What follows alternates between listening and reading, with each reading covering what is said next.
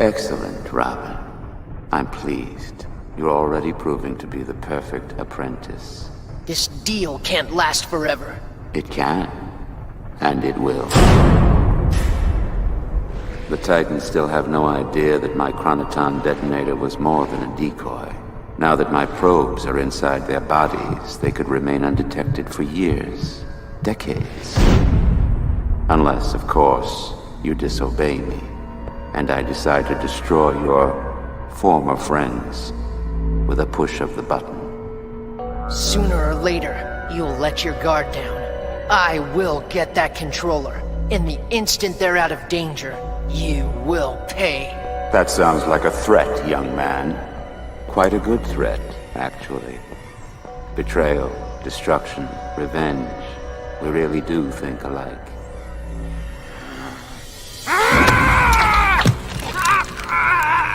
I monitored your vital signs during the mission. Elevated heart rate, adrenaline, endorphins. You won't admit it, but at some level, you enjoyed stealing from me.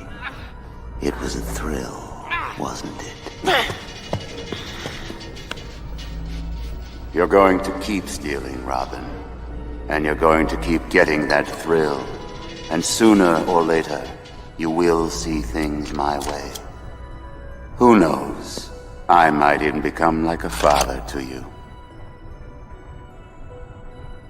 I already have a father.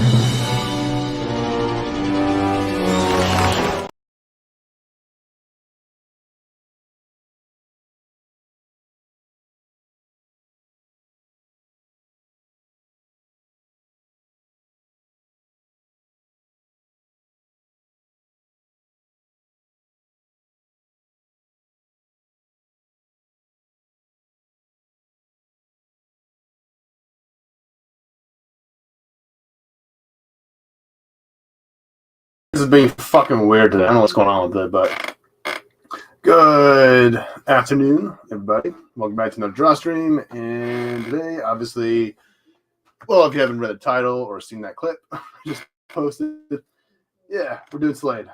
We're coloring up Slade. And yeah, kind of continuing our little Teen Titans crave at the moment, because did a Raven and Beast Boy a couple of weeks ago, and then we did the full group shot, and then yeah, might as well get their big bad villain going. So yeah, without further ado, let's get started. Now for this guy, I'm going to be using mostly all grays with some orange / kind of like a bronze. It wasn't like a full on like very vibrant orange in the cartoon. It was a very dull sort of orange for the right side of his mask, or the right side, but yeah, StreamYard is just being weird. I don't know what's going on with it today. So, but yeah, I think let's just start off by using a lot of warm grays, just kind of have that sort of dull sort of feeling from the get-go. We'll start off with the orange bits, and we'll kind of move into the blacks and the grays and the silvers. Should be a very quick and easy stream. Now, I might actually be switching my time frame for these draw streams, because Mads is doing her stream at 3 or about 30 minutes from now. So I might have to reschedule my stream, because I like to show my Mama Bear some love. So we'll might start doing streams a little bit earlier.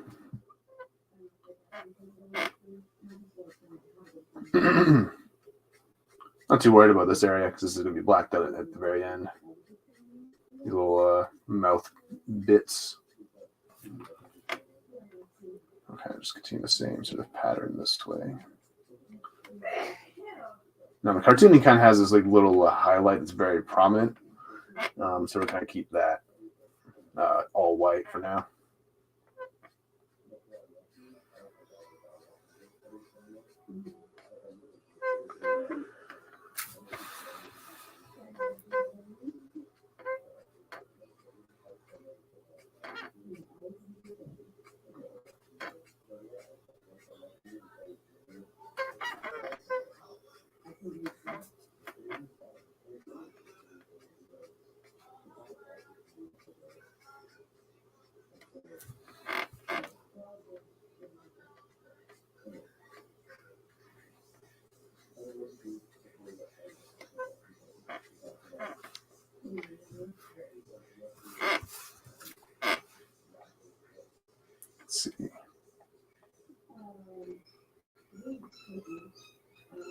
I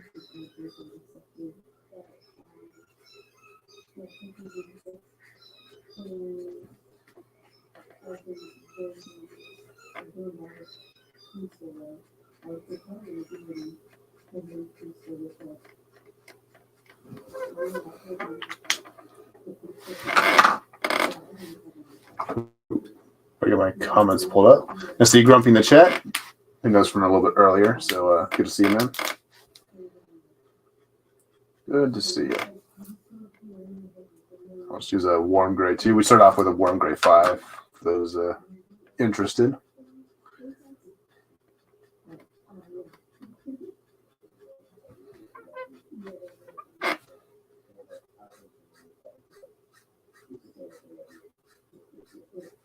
And tomorrow, before I forget, tomorrow I'll be on Dadman's channel to talk some Transformers. So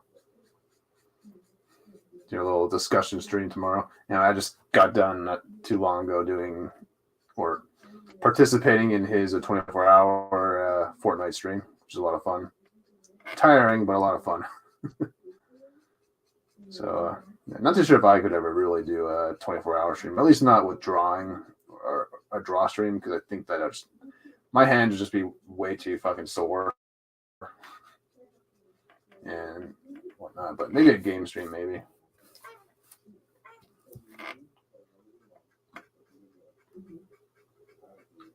So I have done long hours of drawing, like before, and it didn't go well. Like my hand would be like sore for a whole week, and I don't want that to happen. Because I got a bunch of draw streams I need to do. So. But maybe one day, maybe a 12-hour stream. I might be able to do a 12-hour one day.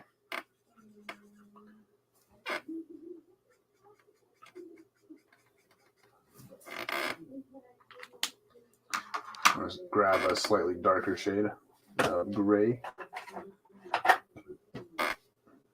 Yeah. Just going to add a little shadow.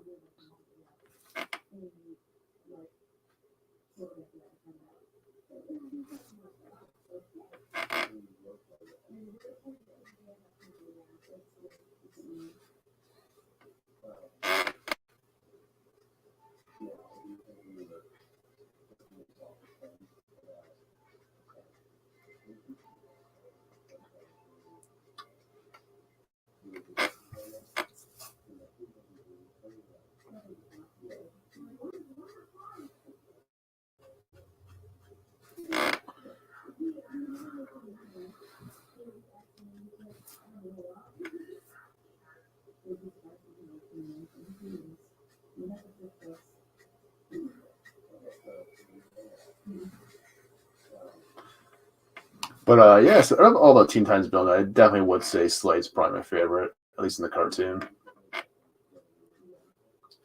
He's cool in the comics too, but I always kind of, I've always kind of liked the cartoon version of Slade the best. I always found him to be most interesting. Or rather, I found him to be the most badass of the versions, at least that I saw. I had the most badass sort of,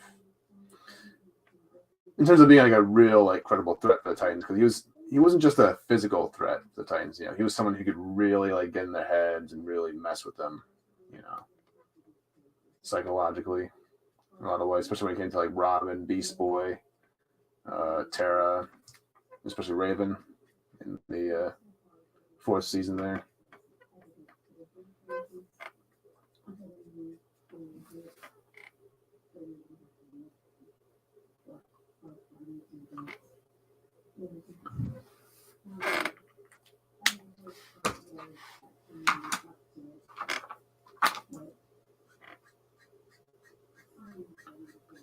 Blend the warm gray 7.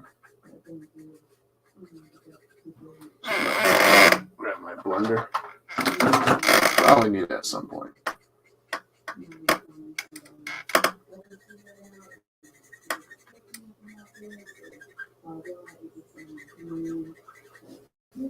Right now, for the hey Grumpy, how's it going, man? I ain't not late. We just started. Just starting. And right now we're just kind of using a warm gray to kind of give it a very sort of weathered sort of look, because even though it's kind of very much in the same style as the cartoon, I also want to kind of add a little bit of a hint of realism, just a little bit, just to kind of make it look a bit more, I guess, matured in a sense. So we're starting off with gray tones, and we'll kind of add the extra color, because he had more of a very, very sort of dull, sort of orange mask, and so it's kind of what we're going to try and. It wasn't really looking at the reference. It's kind of like almost like a coppery, not really copper. It's kind of like a dull, like orange color to him. Like it's not very, very vibrant, like sort of orange. What's going on with him in that? So, yeah. Just a little bit more. 5.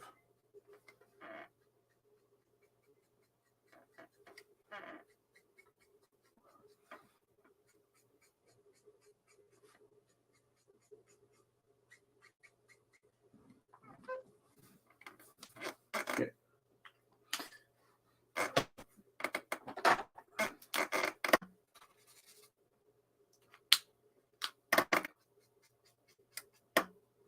So I'm going to start off with the Y28, which is kind of like a gold sort of color.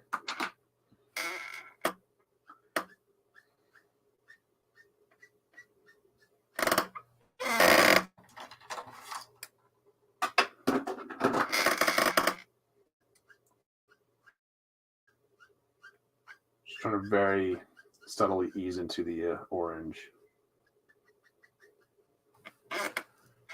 Showing you as I am fully starting my. Oh, nice, dude. Yeah. You know what? I'll show off my entry at the end of the stream. Yeah, because I sent mine in the other day. So.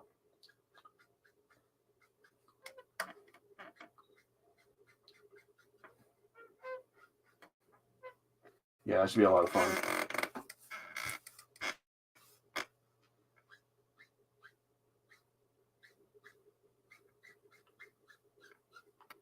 Yeah, so let's go all the way with it. I don't really want it to be a very vibrant mask, you know. I don't really see Slade as having a lot of highlights in that one. Very, very dull sort of look.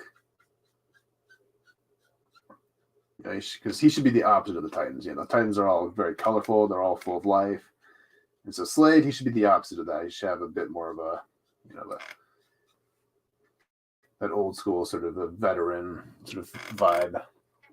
Until you understand lighting, I won't be able to follow you on it.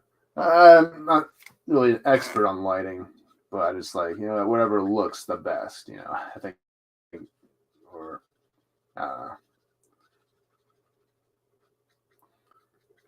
don't really think about it too much, honestly. I just like think about, okay, what looks the best for a certain character, you know.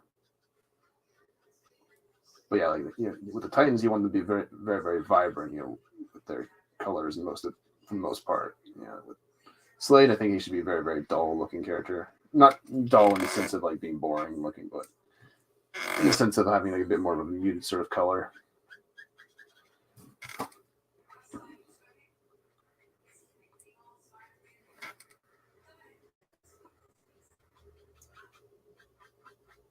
There we go.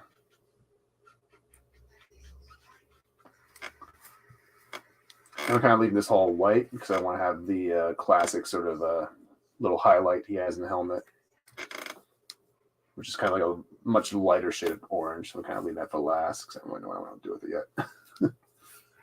Might end up going back in with some warm grays to kind of make it so that it kind of blends in with the rest of the mask pretty well. I'm gonna do one more go around just to blend it in a bit better.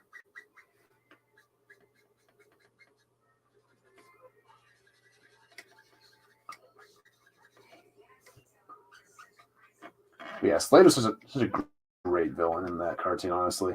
Like, to me, that's probably the best version of Slade because he is someone who could, you know, really get under the Titan's skin. You know, like I love that Haunted episode where he's able to just like scare the shit out of all the Titans because the very idea of him coming back to life and all that and tormenting them just was enough to scare Robin to the point of, you know, mental collapse. Now, that was obviously meant because obviously that was kind of due to the fact that he was kind of poison, not poison, but he was kind of like,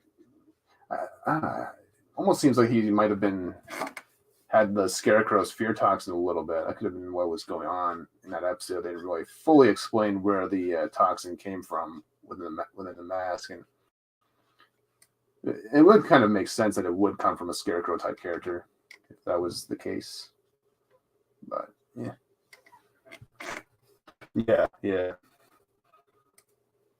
Like, because there's more to being a good villain than just being a physical threat. It's just being someone who can truly like mess with someone's mind and stuff like that. The way he can,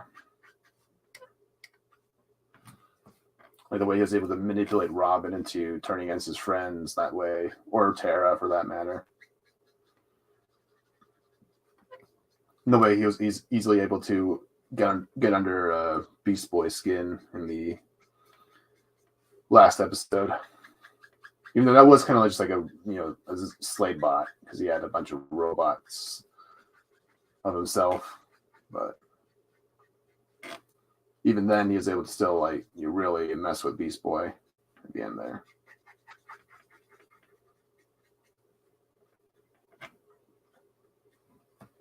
Okay, that should be it for the gold.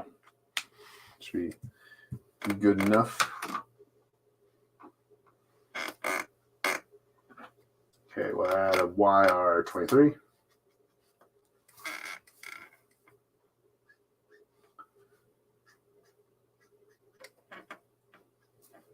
Add just a little bit of hint of color here. I'm thinking about adding some copper at some point too. I think that might help really bring this one to life. I'm actually kind of liking the gray tones first, then colors after. It really is actually kind of working out for me here. I think Anna does this too. I think she does a little bit of that as well, where she kind of does, at least when she did the Halloween stream, I remember watching her content and she kind of talked about, or rather the way she kind of did things was that she started off with the gray tones and then added the colors on top of it and kind of helped speed things along a bit more. So, yeah. I generally hate the way they use Tara on that show, and yet not something annoying about it. Yeah, well, it can't be worse than the way they did her in the, what was it, the DC animated movies? Like the ones after Flashpoint where they did Teen Titans 1 with Tara. Like, she was fucking obnoxious in that. Like, she was fucking an asshole. Like, they at least made Tara interesting in the, or rather likable in the Titans cartoon. But not that I really know much about Tara from the comics. Like, I remember, like, she was kind of, I think that she didn't, like, I think in the comics she didn't really like Beast Boy anyways. Like, whereas it seemed like in the cartoon she did, like, genuinely, like Beast Boy, but, yeah.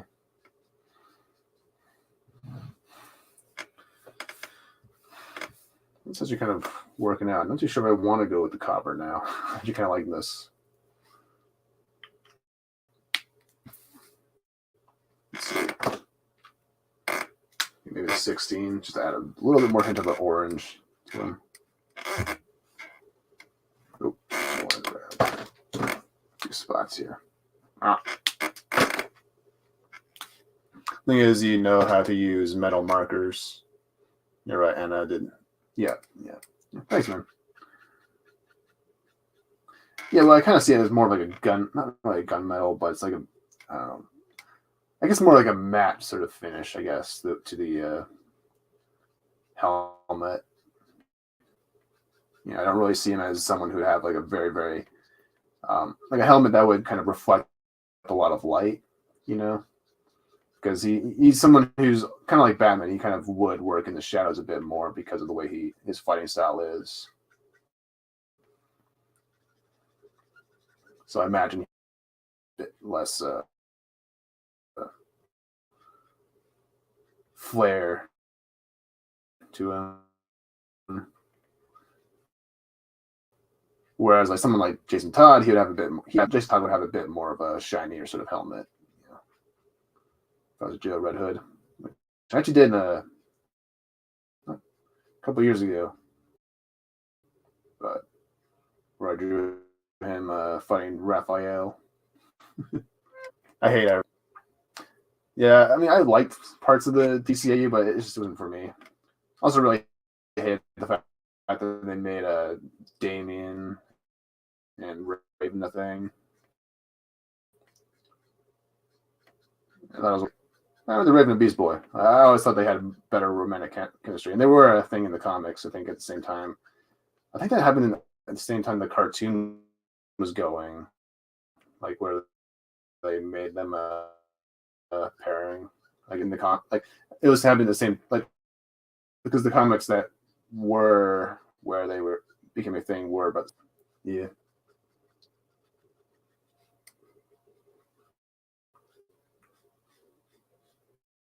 Yeah, I always liked the dynamic between Beast Boy and Raven in that show. They just work so well together, in my opinion. But yeah, Slade in the first, I felt Slade was fine in the Judas contract, but it wasn't Batman. It was Batman and Son, that animated film where he was like I couldn't get into him. It's like he got fucking beat by a little kid. Are you kidding me? Like no. Like Slade would never get beat by Damien. Yeah. It's like not even in the Teen Titans cartoon, Robin could beat Slade by himself. Like he always needed help from the other Titans to beat Slade in the cartoon.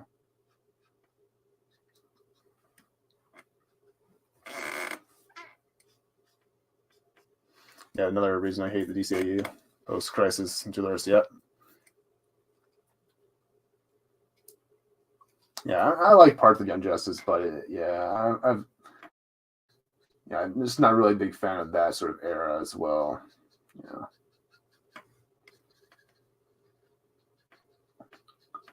But New 52 was really became a problem for me with DC. That's where I was like, I can't get into this stuff anymore. It's just like too much wrong. Not that every story in New 52 was bad, right? It's just like the overall feel of the universe was ultimately changed and altered, and it's done a lot more damage in the long run for the franchise. Which really kind of messed with a lot of characters and stuff.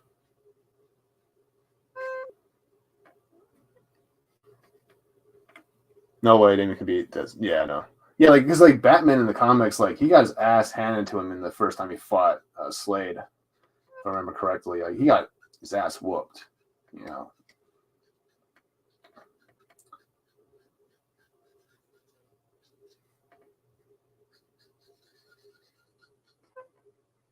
He's also a Gary Stu. Yeah, I'd agree with that. Yeah.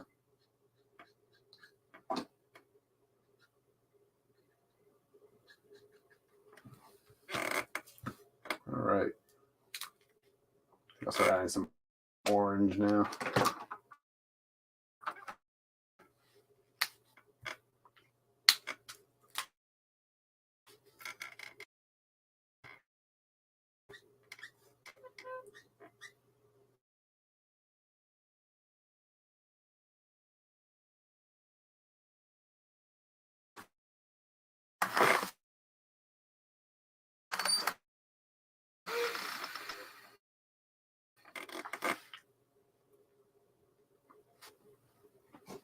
I mean, that all were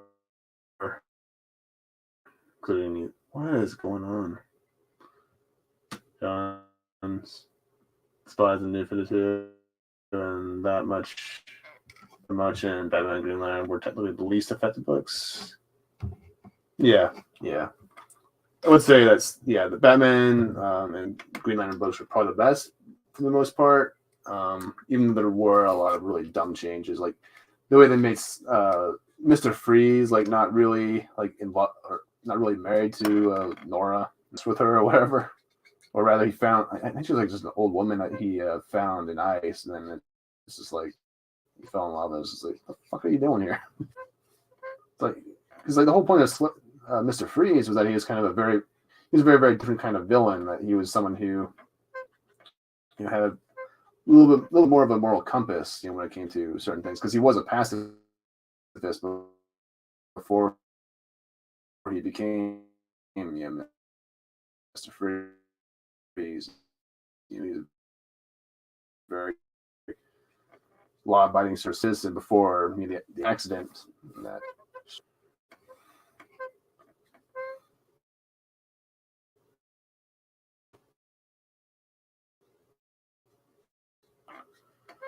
What is up with the StreamYards, man?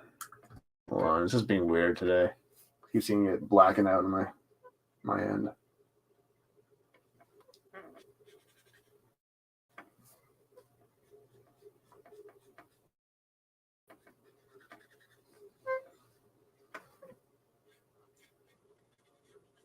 Well, Slade, but like what I was saying, it's like not in the same way like a Joker or Two-Face was, like he was someone who had a bit more common sense,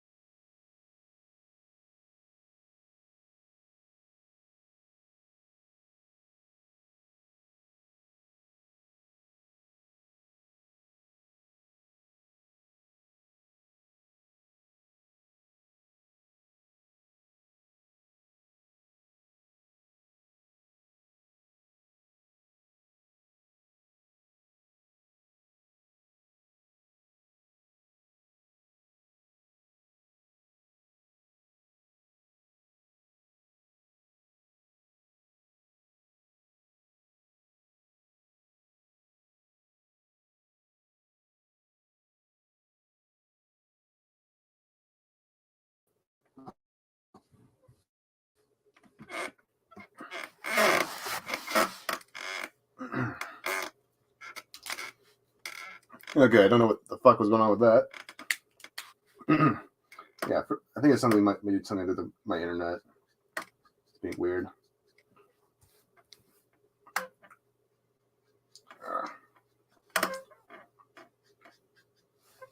Yeah, StreamYards has been fucking weird lately. I don't know what's going on with it. It might just be my internet connection.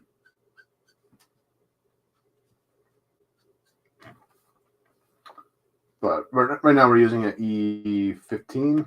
It's a sedan, dark suntan. Okay, just adding a slightly darker shade of color to his mask here.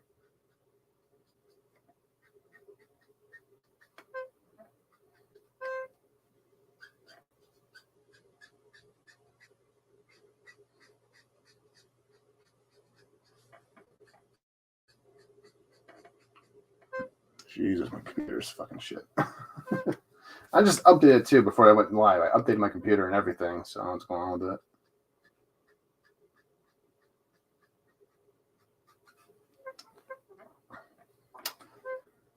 All right. I'm going to move the camera down just a little.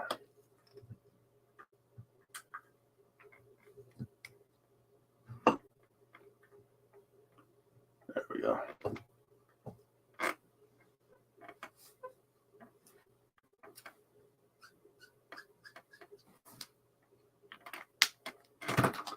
I'll come back with the gold.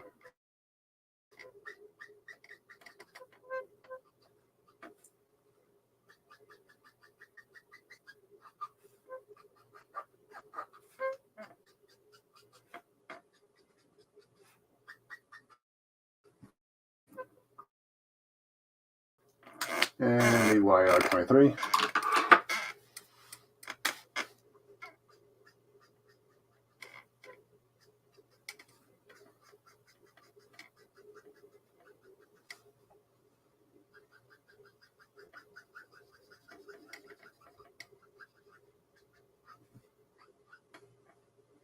DC is still doing that Superboy crossover. Oh, yeah.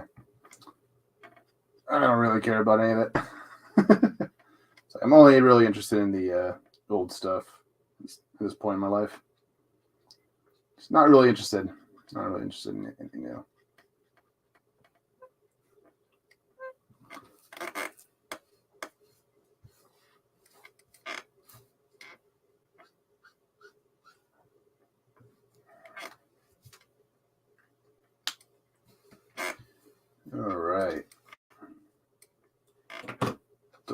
the copper? Maybe just a little bit.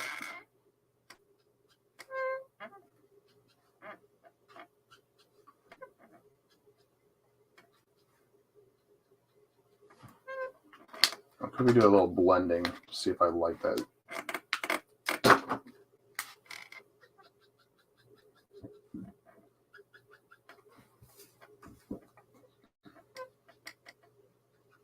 Yeah, it's all right.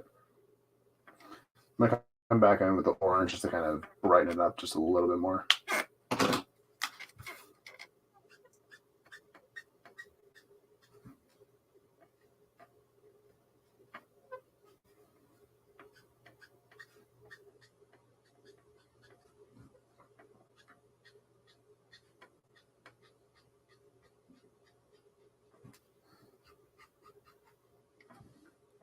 Regime, Superman killed Ultraman. Oh, yeah. Not surprised.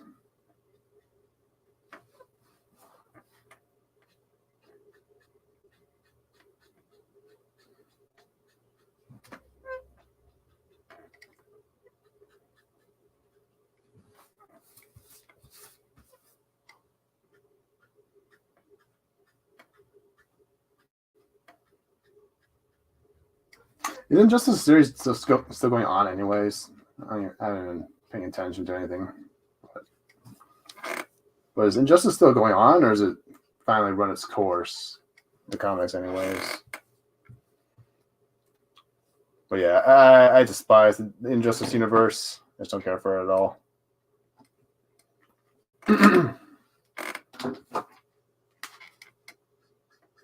Sick and tired of them telling evil Superman stories. It's like, why can't I just tell a good Superman story, you know?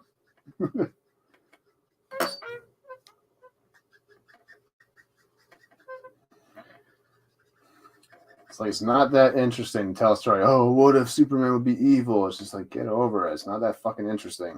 It's like, yeah, you take over the world. Everyone would die. Big fucking whoop. It's like, how much you can do with that until it gets boring. You know?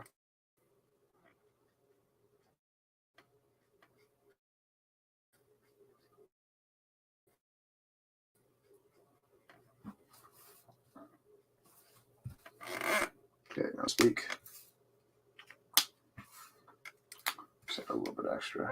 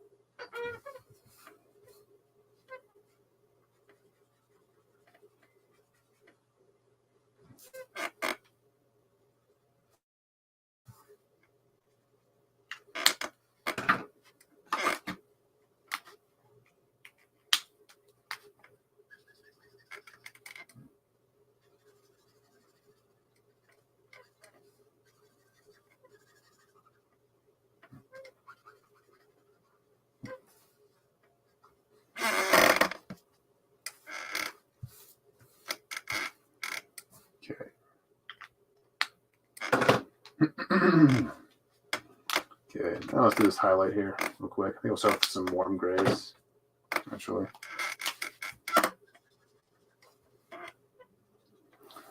Just to kind of keep the same sort of idea going. Now they're doing a crossover where Superman, Valzon, and I think Red Tornado, Lois, what? Maybe Power Girl with everybody got something different. Oh.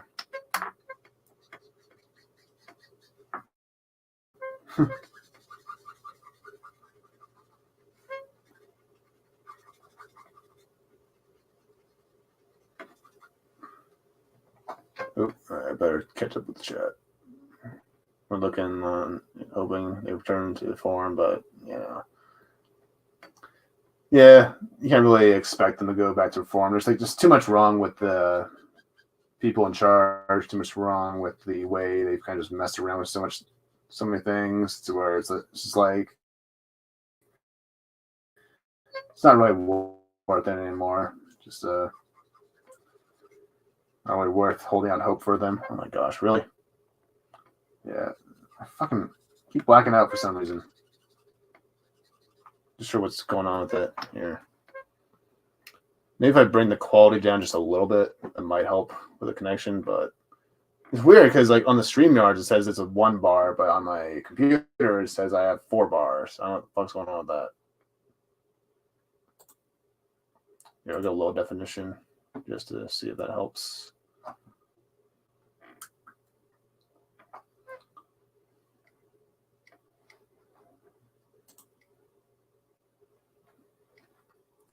Maybe I'll slow down the bandwidth or whatever. Because I don't have any other tabs open other than this, the Streamlabs, and my Google Images picture of Slade.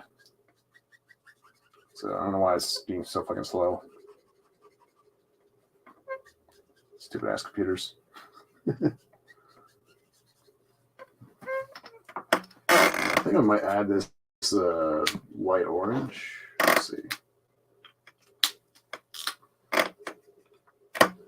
You can try that.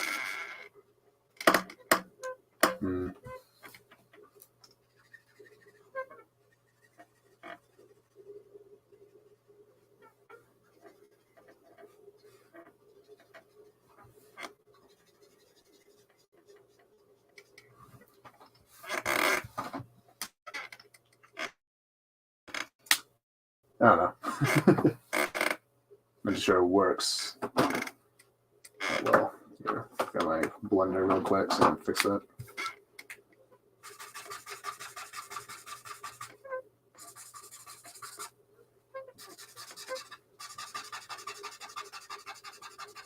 Might have been better just to leave the highlight out of it, but it was kind of an iconic sort of thing you see from Slade in the cartoon, so I wanted to kind of keep it intact.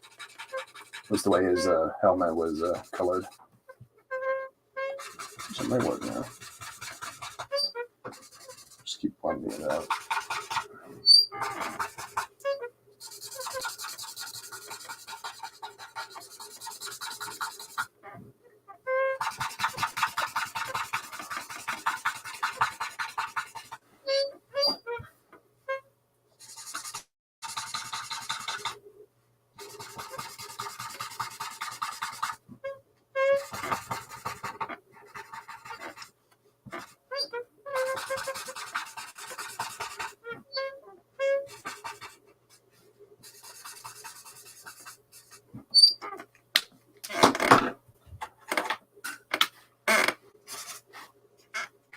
I'm thinking like a yellowish sort of tint might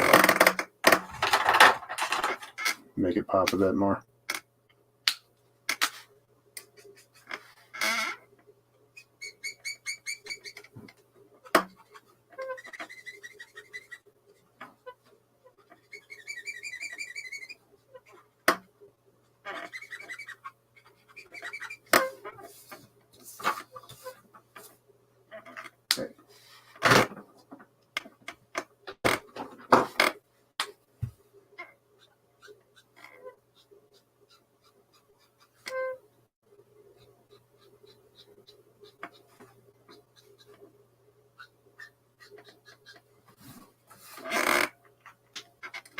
Even he's met with Bruce and his forces, even his grandparents.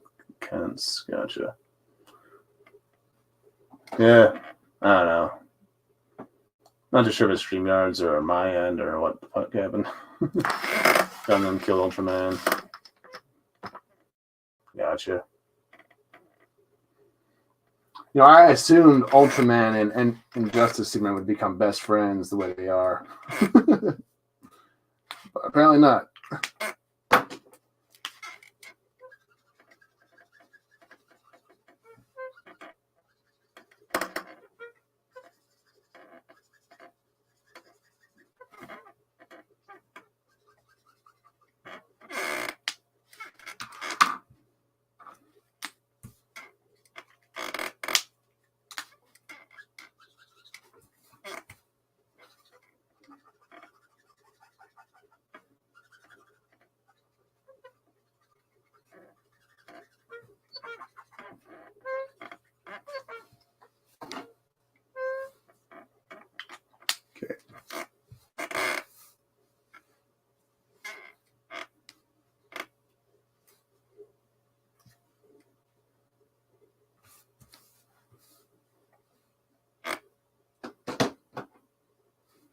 Okay, I'll leave that for now.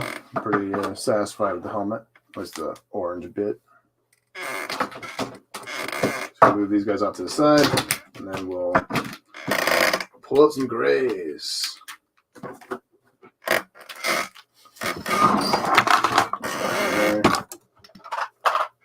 All right, so these are very sort of simple sort of color palettes, just black and gray. So for stuff like, I think for stuff like the belt, like right here, and the strap and the belt here, I think I'll have more of a duller sort of gray. So I think I'll go with neutral grays for that, and then I think I'll go for some cool grays for the rest, because the strap and the belt seem like it's more of like a fabric type of material, whereas the armor, like on the shoulders and the chest and whatnot, that would be all that'd probably be all like metal and stuff. So that's what we're gonna kind of go for here. So we got to get my neutral grays. We'll start with those, and then we'll kind of move in onto bigger and better things.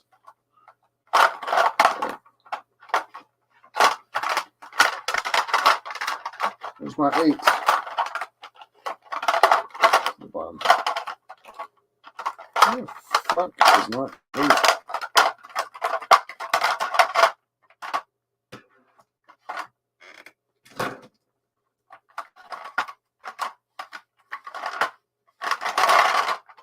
There it is. All right.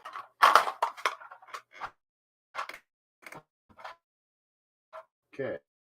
I think we'll just start with a 4. Just gonna identify. Stop fucking me. Jesus Christ. It's blacking out for some reason. I think I'll go for I'll go for a silver for the actual staff here when I do that. So, yeah, okay. Died so to kill Ultraman. He knew John was his son. Oh, okay.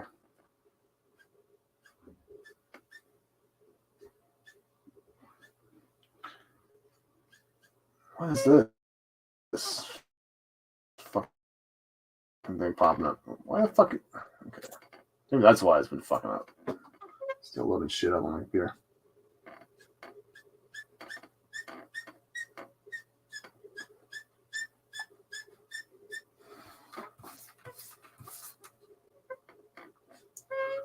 Let's see.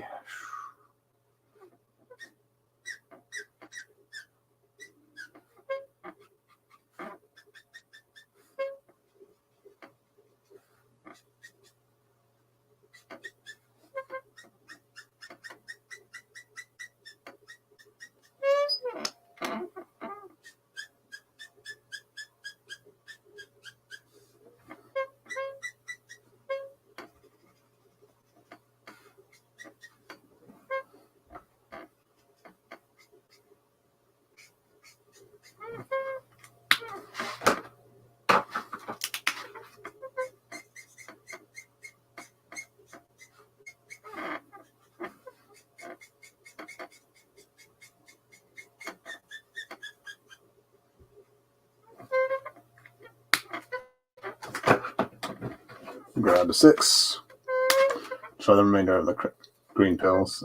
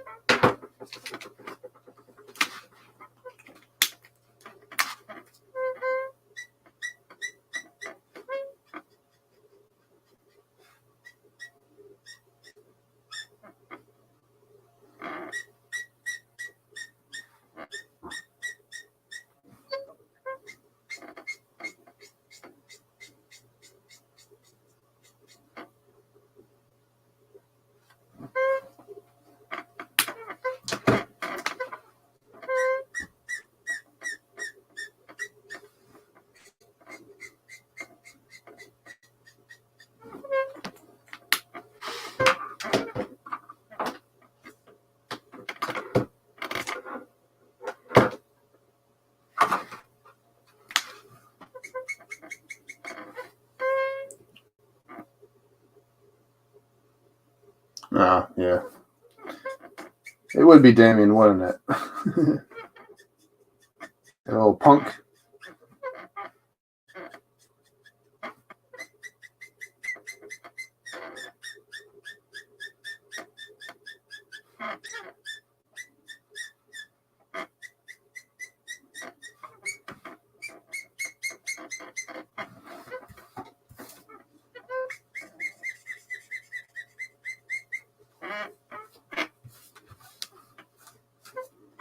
Okay.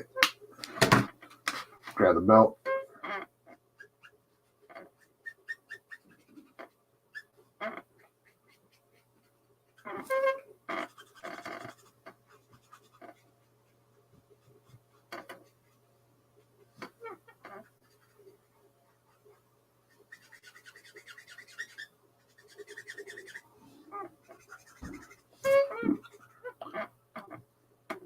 Luckily, that part's black, so I don't have to worry too much about that.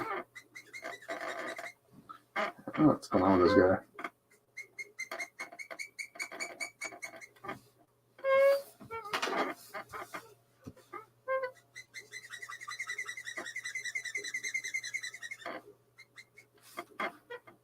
I wish there's go for a little bit of a silver for the buckle here. Just gonna make it stand out. I might have to throw some refills in this guy. Sorry, die on me. Hopefully I can grab this belt before it does.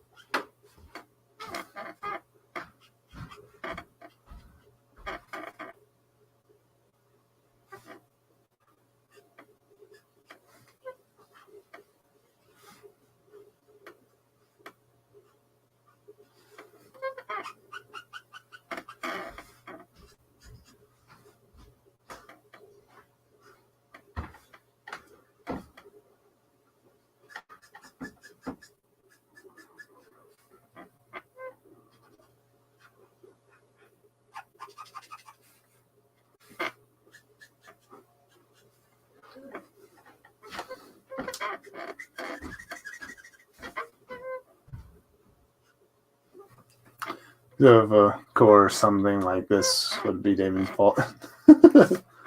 Everything's Damien's fault. Just blame Damien for every problem in the world. How about that? Little turd.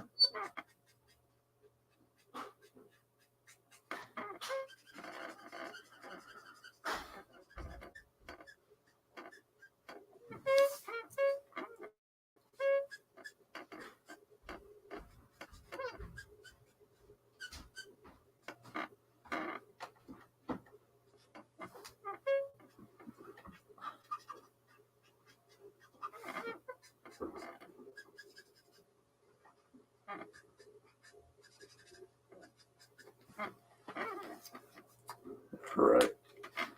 Let's go the 8.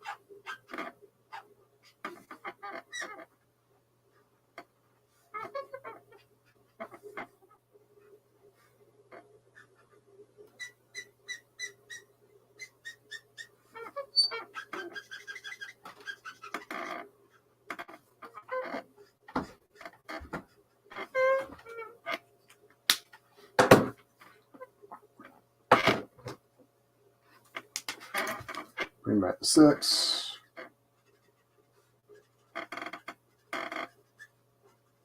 Try and blend that out a bit more.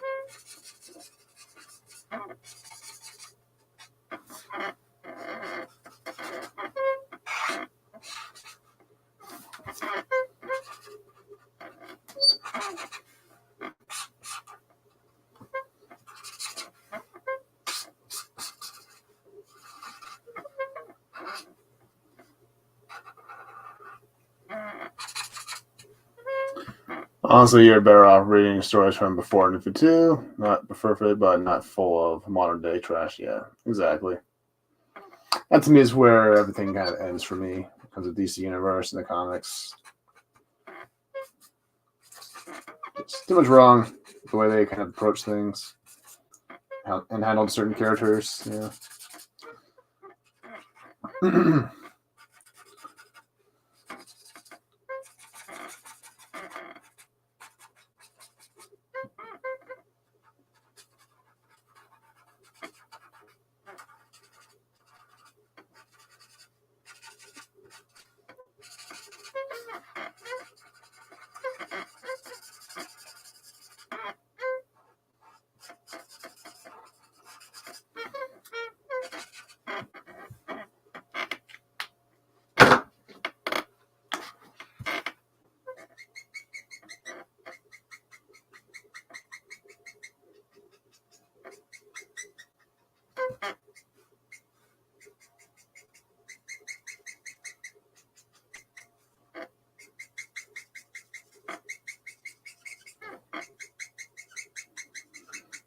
Yeah, they're definitely going to need a tune-up after this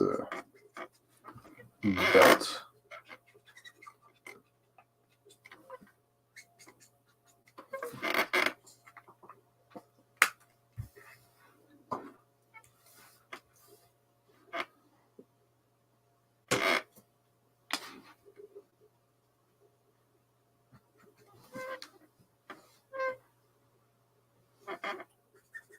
No, let's go ahead and do the buckle. I want to do silver. Don't want to see him as being a very flashy kind of guy. But we'll make it a lighter sort of gray. That way it stands out from the inside. Little square here, so to speak.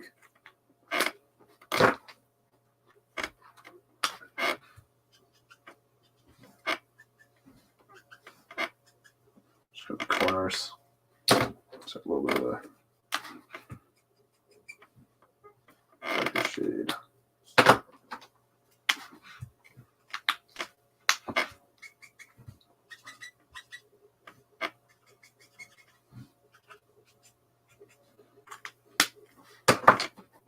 And pull back, bring back some of this. Just kind of darken up this guy, and we can kind of bring out the buckle just a bit more. Make it stand out.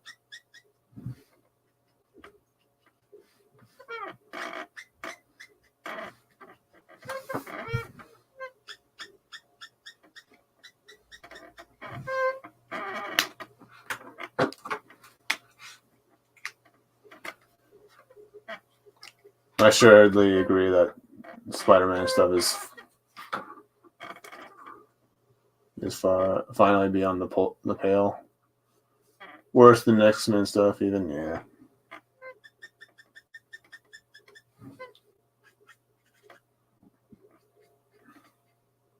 That's all I do nowadays. Is I just watch older stuff. I don't care about anything new. Like, I don't even like talking about new stuff. Honestly, I just don't care enough. It's like not really worth, putting all that energy into something that's just gonna make you annoyed. or angry. So, you know, I'm just going to put my energy, I just kind of decided just to put my energy towards things that I do like. So I was like so that's why I never see any of the new movies coming out or any of the new cartoons. It's just like, I know what I'm getting into if I go ahead and watch one of these cartoons. It's not really worth it to me to spend my time on it. It's like you're much you're much better off just watching some of the older cartoons or reading older comics than actually trying to invest in anything new. You know, I'm gonna do some black for the inside of the belt or the strap on the belt holding the pouches. Just to make the pouches stand out a bit more.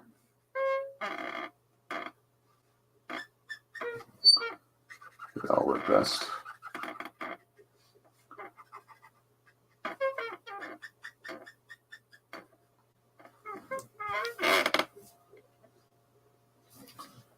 Okay. It should be good for the most part. I come back and touch them up a little bit later. But I'll need to refill my neutral grays for that because they're kind of dying on me, so leave it for now.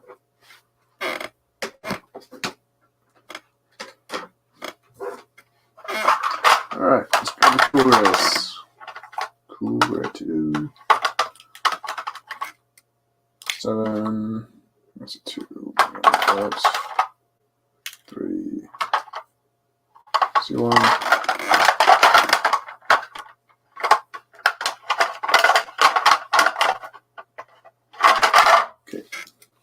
And we'll use the tea grit toner grays for when we do the blacks on his costume here. Actually, I might mix in some of the violet, sort of grayish colors, just to spice things up just a little bit. And for me, I think I'm going to work from dark to light. Okay. So the strap here is black. Gray, gray, gotcha.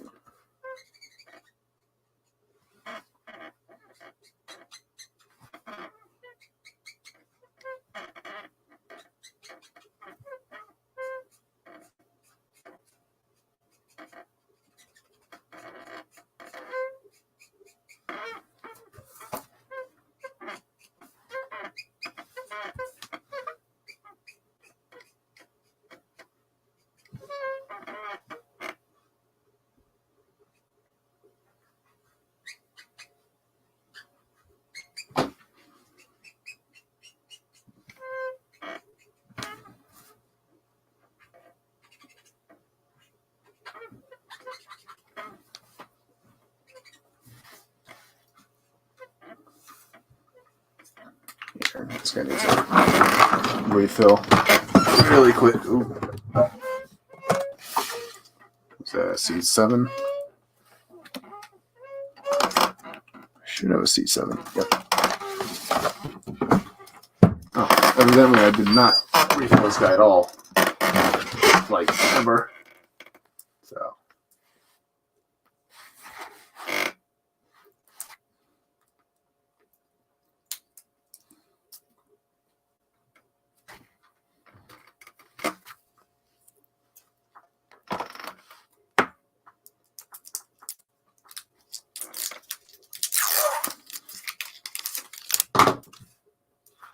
Off the side. That way I don't get any ink on our boy. So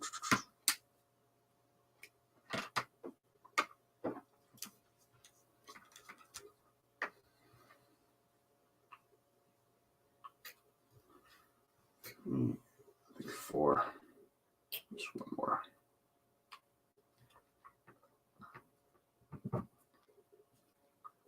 And the tips would be fine. Oh, I just got a big splatter.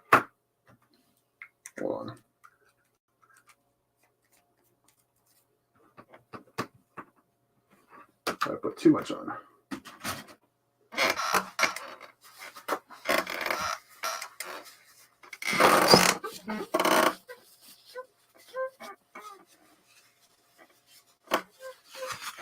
Okay. All right. Much better.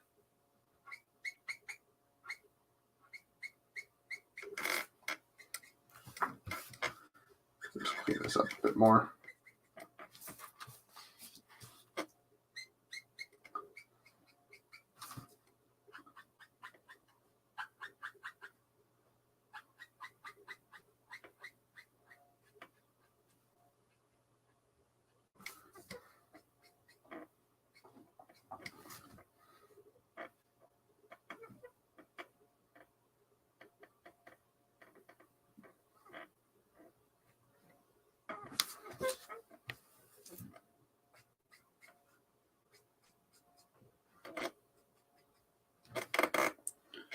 All right.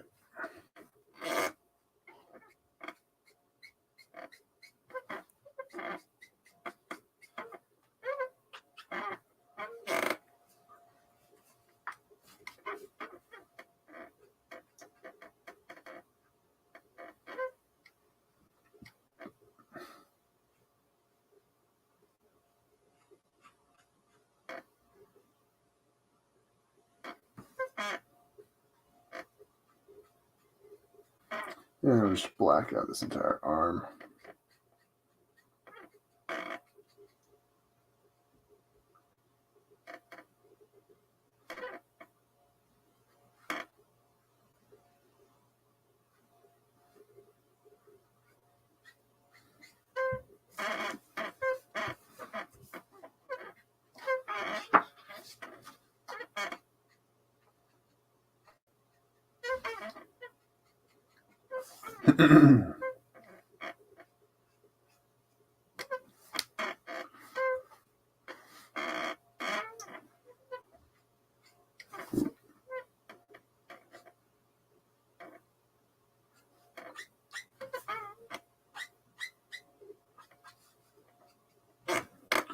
Okay.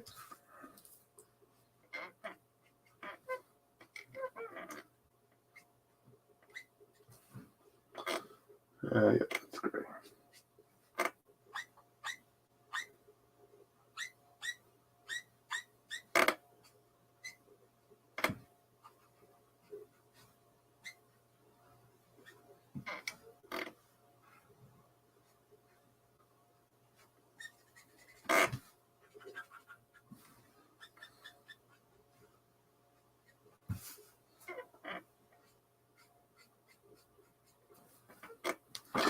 And we'll grab the shadow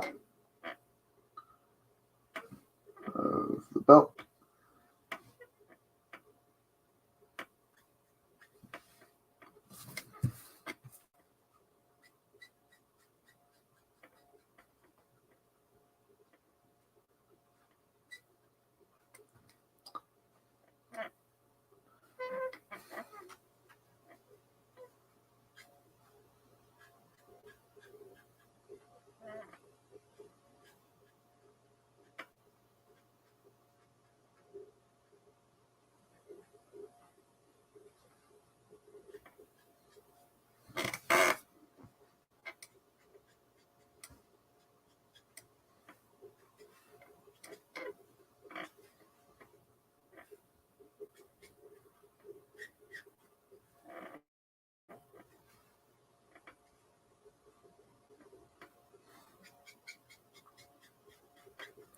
What the fuck was that?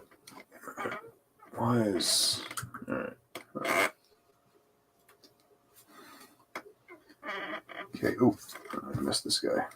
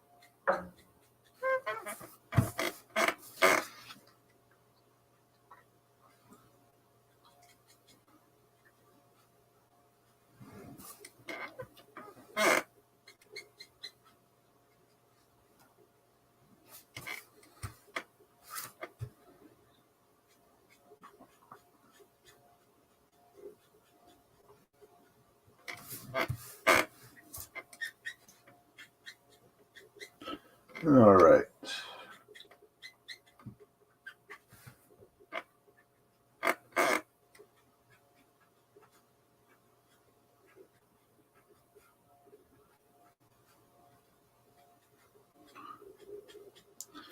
All right. Oh, 4 o'clock already. Jesus.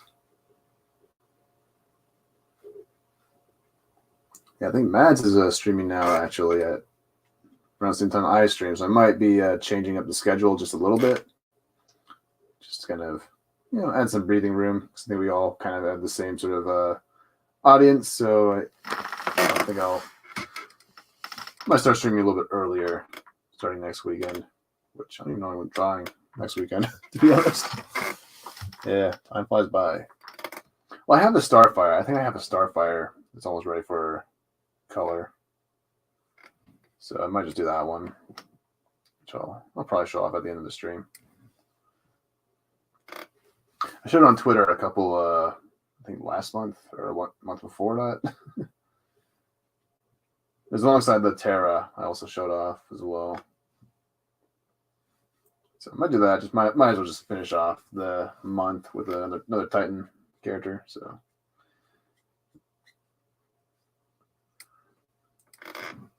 okay, yeah, that should be it.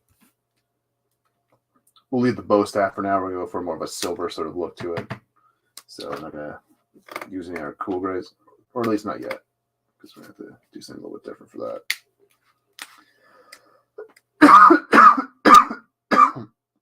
Motherfucker.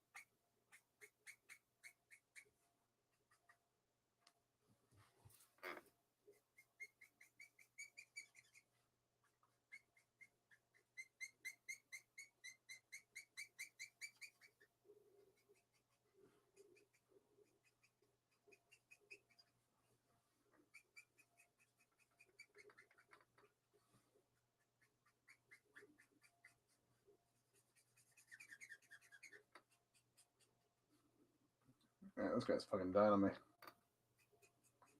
as well. Yeah.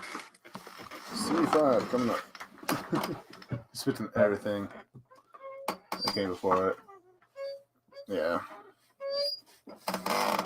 That's how they do things over there now.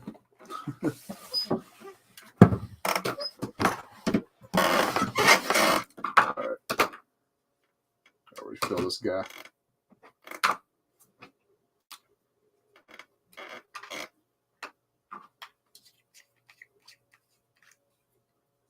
Let's put a 2 or 3. 2, 3. Let's see. What's tip need? Oh, no, you're good. You're good. Oh, just spilling out. I might have to put too much.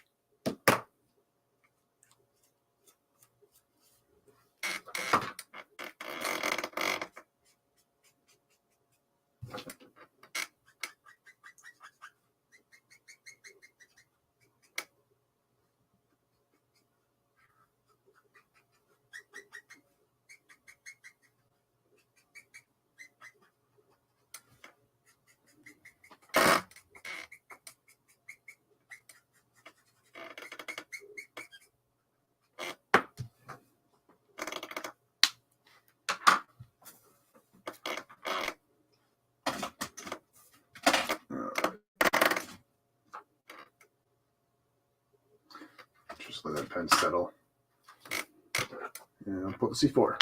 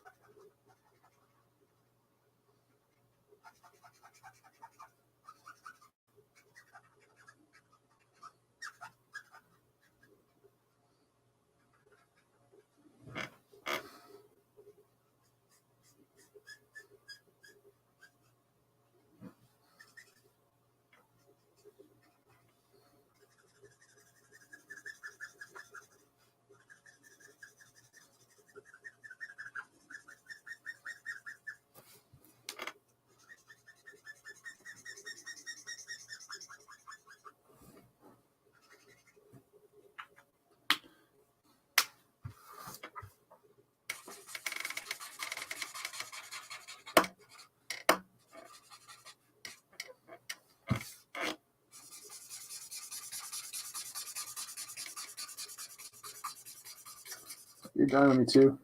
C4. Asshole.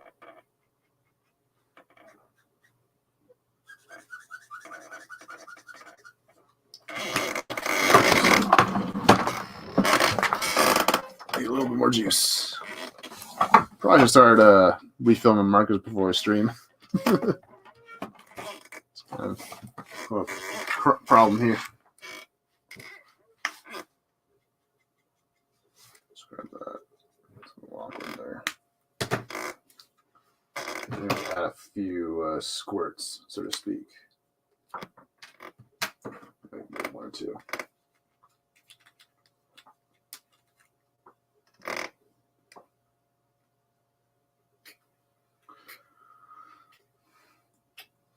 Should be enough.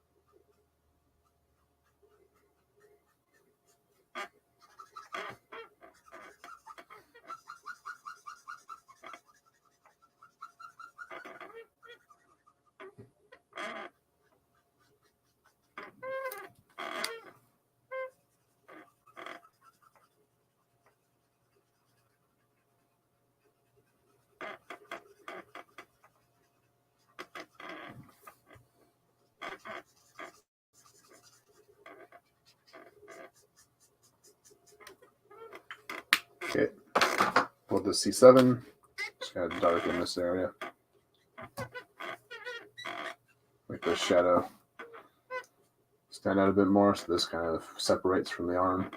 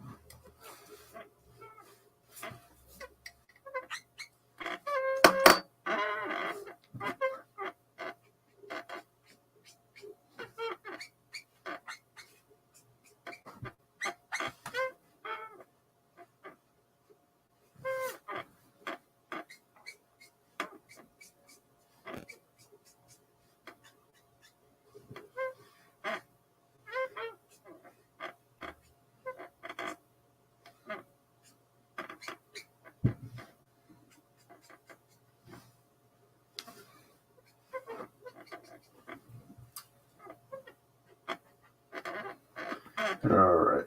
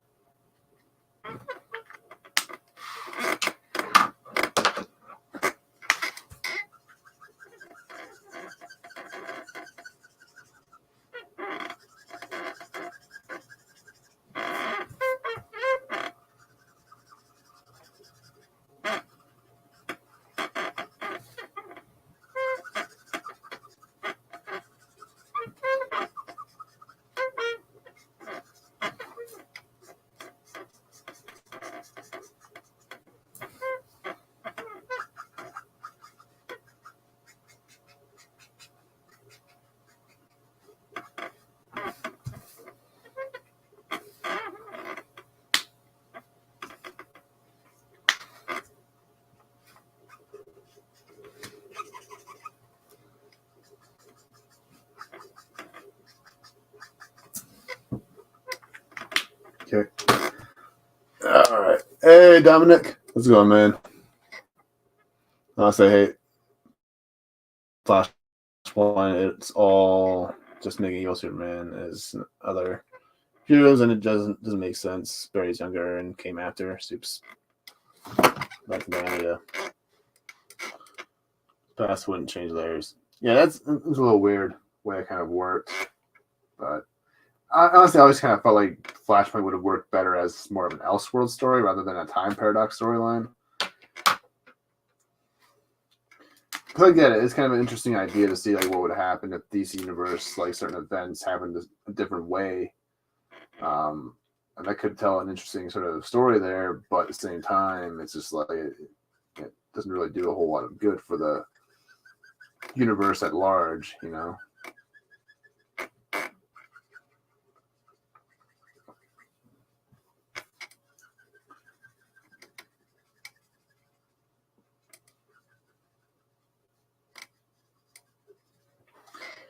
Just chilling, working on some comic. Ooh, nice, dude. Yeah, I still gotta get back into my comic, dude. I've just been putting it off for so long. Just been trying to really build up this channel real quick, as fast as I can. But yeah, I need to really get back into the comic again. But stuff keeps getting in my way.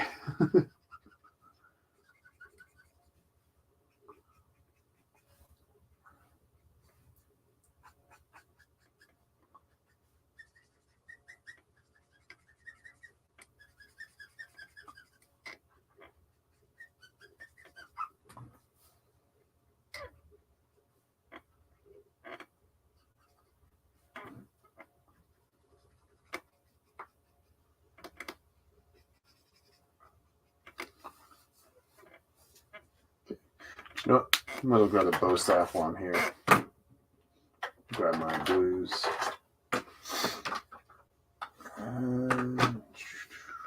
We'll start with 3.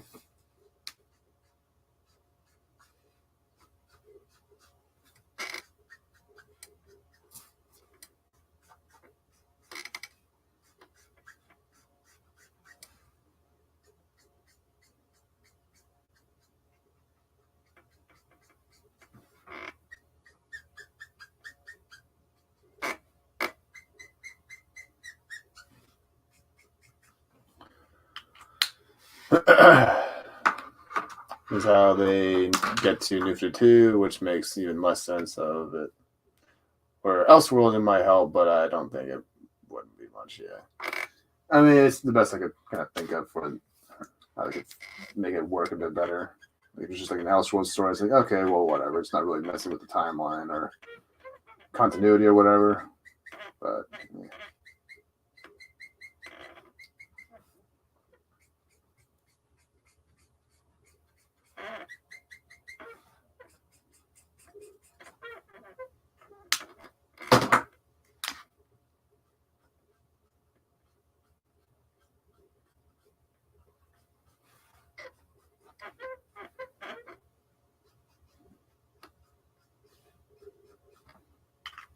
Okay, grab the 4. Just kind of darken that just a little bit.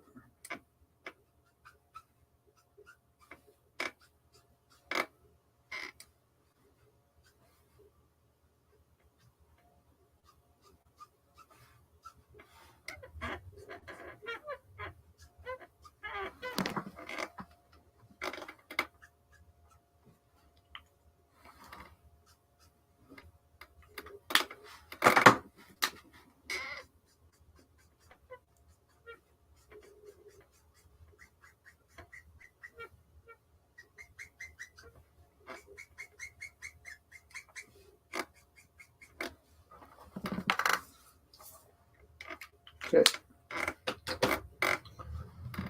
Let's grab the 5 now. It's fully.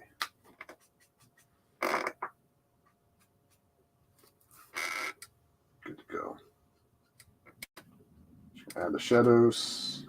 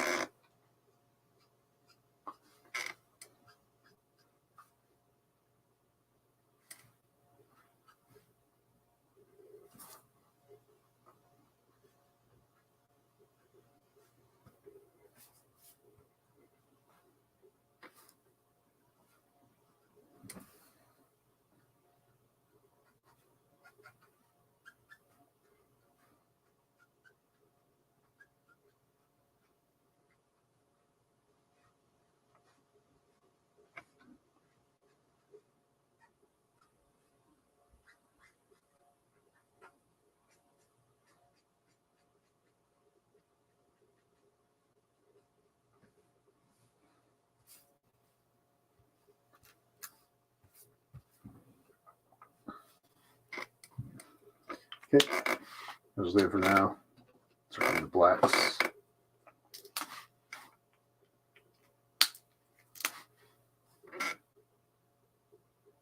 Because he's starting to look a little naked without the blacks on him. Last thing we want is to see Slade Wilson naked. Unless you're a chick, then you might be into that.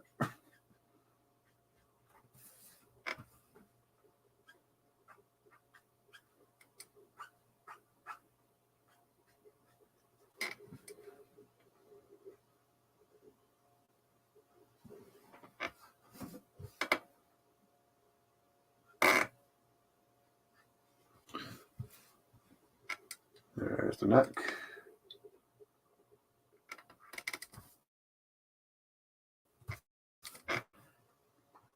Shoulder, be all blacked out.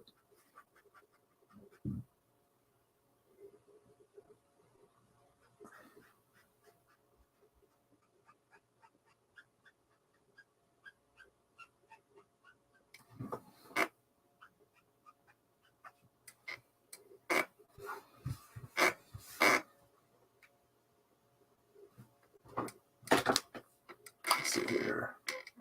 Oh, I probably should have left that. Oh well.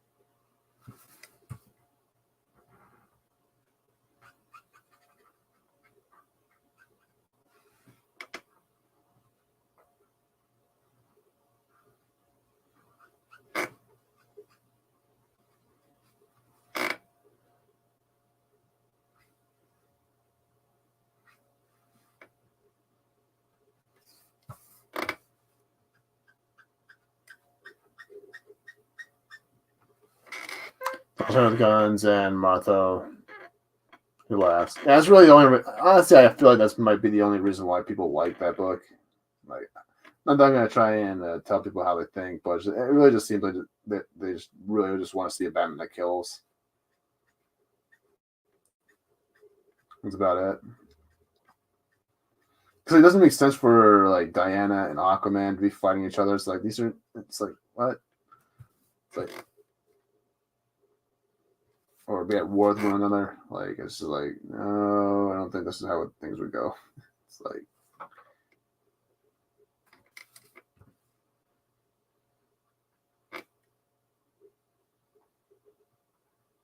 I don't really think a ripple in the time stream is enough to really change someone's like worldview. You know what I mean?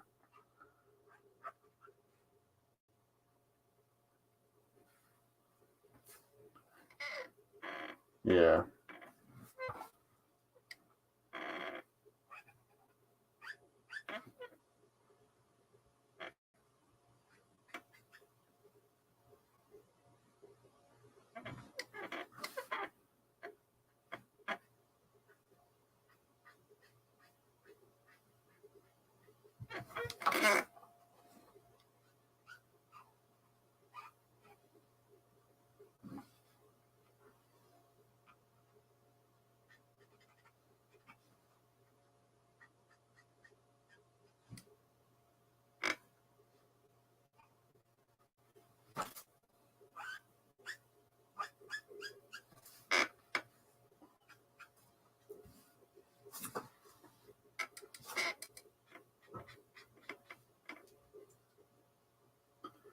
I'll kind of just make his pants here all black.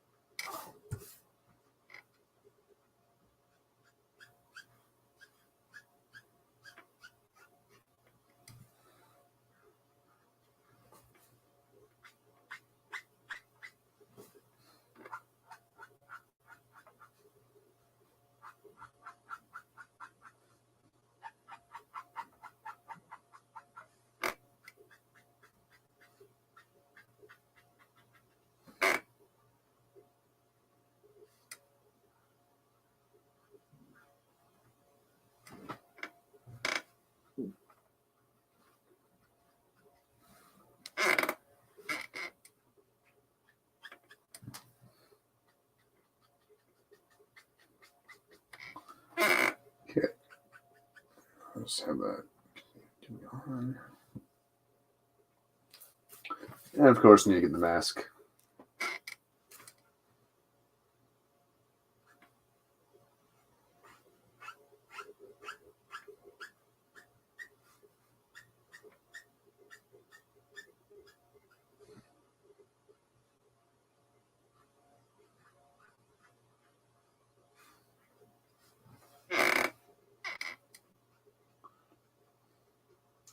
Oh, right. The vents here are supposed to be gray on the black side. That's how they kind of draw it. Be careful with this part.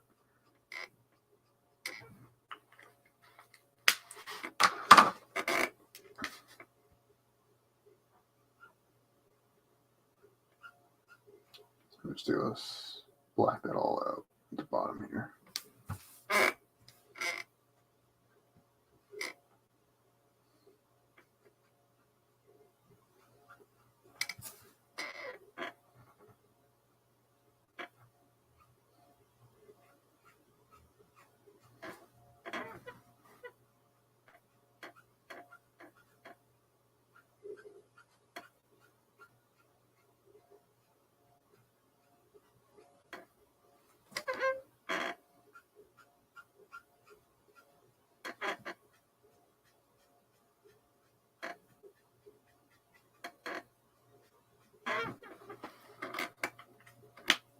Okay.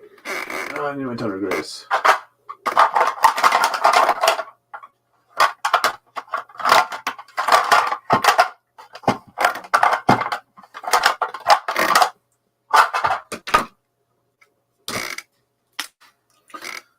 Of course, something that time travel stories are a form of laser writing. It almost feels like a cop out.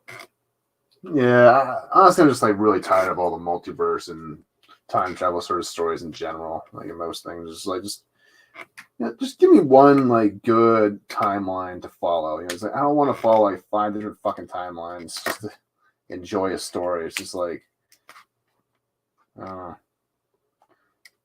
mean, it worked when they did the cartoons, right, with Justice League, when they did do some time travel and Elseworld stories, but because they had already established the characters of the world and all that, they were able to do it without it being a cop out or anything like that. It was just kind of like a further way for them to further their stories more so than just to, you know, because they had a couple of Elseworld stories actually. They had the Justice Lord stories, and they had the Vandal Savage storyline where he kind of went back in time and made it so that the Allies lost World War II.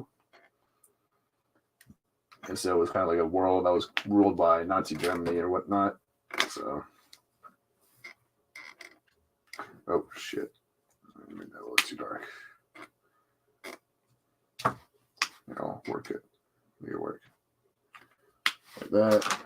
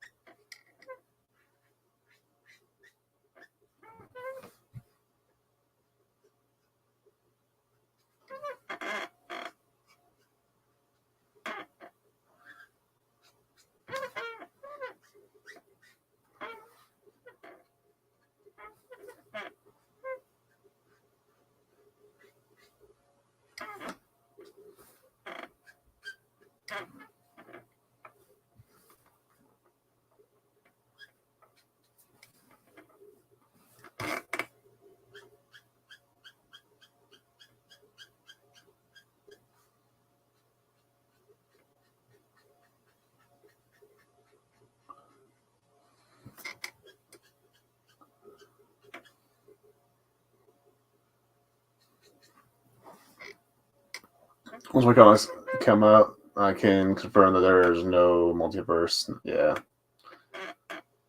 And just all that kind of depends on how you do it, right? You know, if DC would have established the main timeline, yeah, exactly. That's why the movies don't work. That's why the Flash movie doesn't work.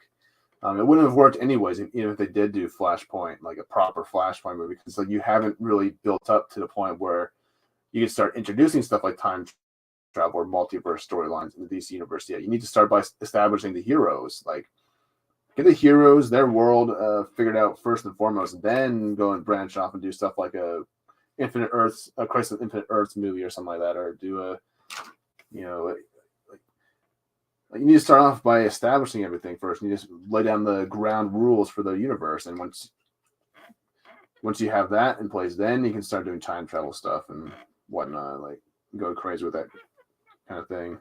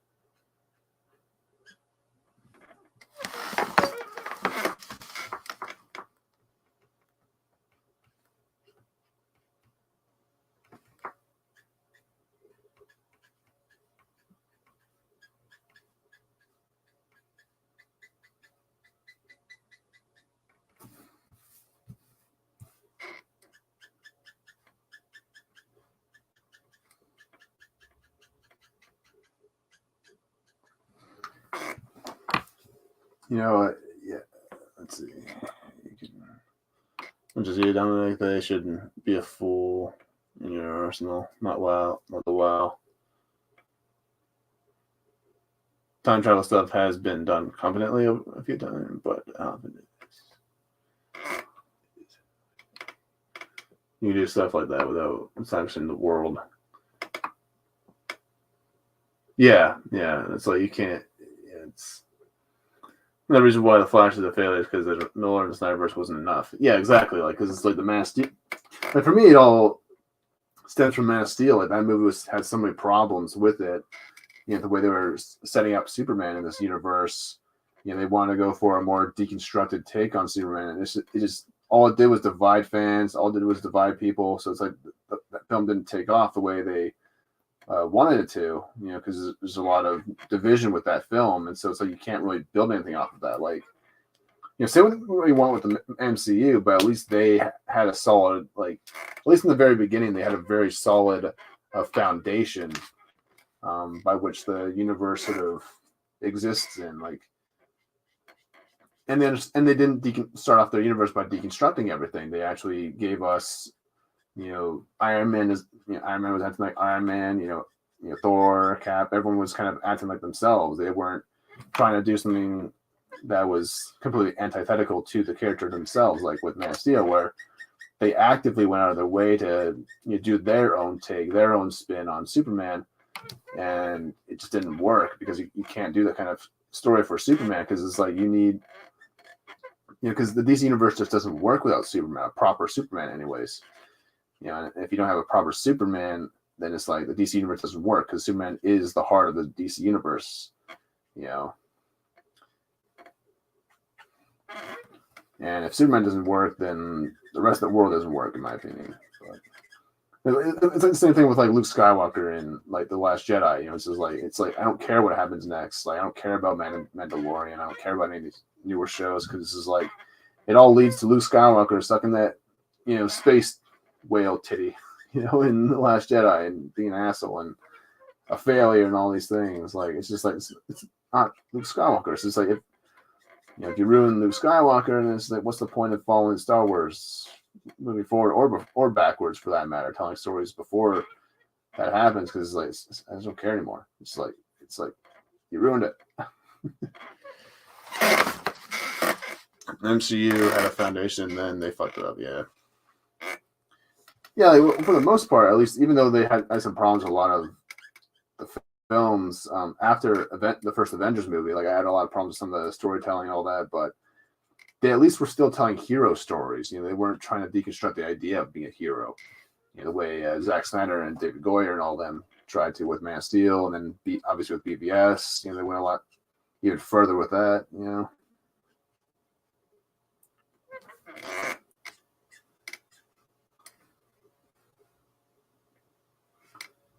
So it's just like it's all a mess. It's all a mess, and it's just like there's nothing. And so it's just like, that's why I just can't get into any of the films. I don't care. And it's like, and it's probably going to be the same problem with James Gunn with new films coming out. So I just don't have any hope or any faith in these creators anymore. So it's just like it's not worth supporting anymore. Yeah, it's like I used to believe in like kind of giving things a chance, you know, back in the day. But it's just like nowadays, it's just like they've proven they can't handle it. They can't handle these characters properly. You know, like time and time again, they just don't understand them. And they put the wrong people in charge of, you know, continuing their legacy, and they just, you know, are surprised when things fall apart the way they do. So I won't be seeing the new Blue Beetle movie or the Aquaman movie or any of these other movies, because it's not the DC universe to me. It's like it's all in the continuity, right? You know, it's all in the continuity. It's just like I don't want to follow this continuity where Superman is an asshole who has to be told to do the right thing. It's the way they kind of just like with Man of Steel, it's like it's just completely ruined the character from the ground up. You know, it's just like there's nothing about it that's Superman like. You know, they just got this whole world completely wrong in that film, and it's just like you can't. You know, it's like, and the whole argument that I hear a lot of Snyder fans kind of say is that, you know, well, this is Superman becoming that aspirational, you know, beacon of hope that he's meant to always be, but it's just like it kind of misunderstood, but that kind of displays a misunderstanding of that archetype anyway, like of how that kind of a character it's an improper use of that character's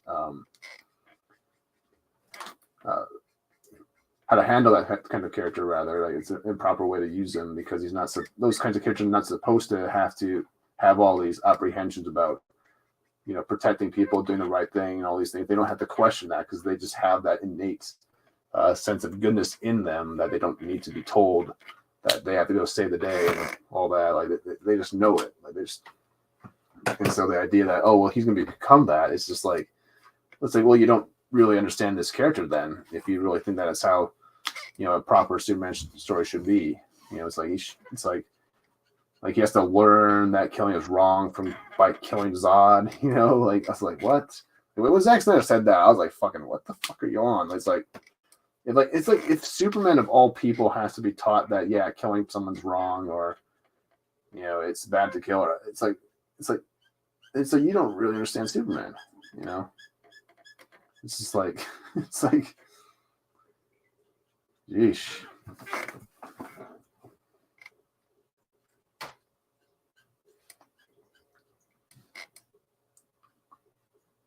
It's like, well, where does that and the whole argument is like, well, where else would that, no kill rule would come from? It's like, I don't know, maybe because he was raised by good, wholesome parents that taught him right from wrong. Maybe that's where he got his no kill rule from. Like, doesn't have to be an overly drawn out explanation for everything.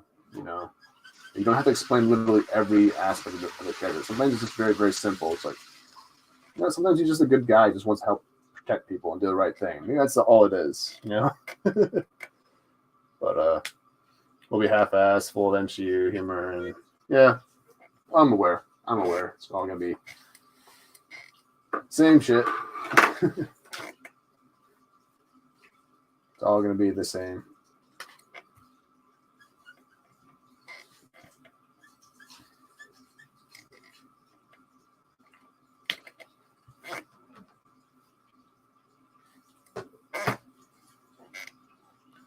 He wants to make the Authority a thing. All the Authority has in his jail knockoff with Supes and Batman. Oh, yeah. Yeah, who cares about that shit? It's like, give us a Teen Titans movie or something. Or, it's like not that's not the thing with the DCEU I had a huge issue with. It was that they had a Suicide Squad movie well before they even had a Justice League movie. Well before they ever made a Wonder Woman or Flash movie or Aquaman movie. Like, they're like, what the first team up movie we need to have? Suicide Squad. Like, that's going to be our first superhero team up. It's not even a superhero team up. It's an anti-hero team up. Like, that's what you're going to use as the groundwork for the DC universe. Like, is all these anti-hero characters. Like it'd be make more sense if you started off by doing all these different do the Flash movie, do the Aquaman movie. Then you can have that build off into Suicide Squad, where you could have, like, maybe in a Batman movie, you could have Batman fight Deadshot or something like that in the very beginning, or Harley Quinn or something like that. And now it kind of transition. Then you can kind of take that character and do his redemption story in the Suicide Squad movie. That way you already have time to get to know that character in the previous films. Like, that's how you should probably be doing that sort of thing with the Suicide Squad or what have you. Which it's like I don't even know why they. I don't understand this obsession with the Suicide Squad in general. It's just it's not that interesting of a. Suicide Squad's fine, all right. It's a fine idea, it's a fine story, but it's just it's not the be all end all of DC Comics, It's not the DC Universe's crowning jewel, like you really should be focused primarily on the Justice League characters, the Teen Titans, the Bat family, the Green Lantern Corps, the Flash family. These are the core testaments, Justice Society, do stuff like that. Those are the ones that need to be the big pillars holding up the DC universe, not so much the anti-hero stuff, because that's not what DC's really all about. There are anti-heroes in DC Comics, don't get me wrong, but their primary, that universe's primary function is aspirational heroes, and that's what their characters are always meant to be, or their universe is meant to be more so about, is the aspirational nature of superheroes and stuff like that. Whereas Marvel is the one that's always been more about the human side of heroes and stuff like that, the world outside your window sort of approach for that's kind of how they always kind of saw and to me that's the main difference between DC and Marvel. It's not so much one is dark and one's light, because over the years DC and Marvel have been dark and light. There's never, it's not really a consistent thing where it's one was just dark, and one was light. It's no, it's it's varied over the years. There's a lot of dark stories in Marvel, just like there's a lot of dark stories in DC, and vice versa with more lighthearted stories. It's just like it's not really a proper assessment of those two companies, those two universes. The more accurate, at least for me, the more accurate distinction between the two companies, or the universes rather, is that one is more about giving us aspirational heroes, whereas one is more about cathartic heroes who have more flaws and all that, or more character flaws rather, because obviously the aspirational heroes do have flaws, like Superman. Like Superman's not like a perfect individual himself, obviously, but like he doesn't have the same sort of flaws like a Peter Parker or a Tony Stark would have. It's not the same sort of archetype of a character.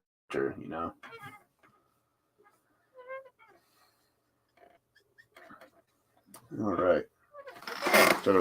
Yeah, Jared Leto's Joker is awful. I had no idea what they're fucking thinking of that. I understand they're kind of based it off of Frank Miller's Joker a little bit, but it's just like Frank Miller's Batman. I might get hate for this, but I just think his fucking Batman books are overrated as fuck. Like I just don't care for Dark Knight Returns or any of those stuff. It's just like it might be it's a fine sort of like what if story, but it's not really what I see as Batman, or I just don't really see that as being the real deal Batman, anyways. In Dark Knight Returns, I always kind of seen as an Elseworld story, and the fact that it's taken, I just don't really like the fact that it's become so popular to the point where it's like it's defining a lot of the ideas for the character of Batman is kind of, or at least the wrongful ideas, in my opinion, for the character have become more solidified now because of that book, where they've wanted to make him a lot darker, a lot more edgier, a lot more brutal. And to me, that was never really the whole point of Batman's character, to be overly brutal towards criminals. Like, I think that I don't know, it's not really the character I remember, anyways. I was kind of saw him as being having more compassion and all that. But that's just me.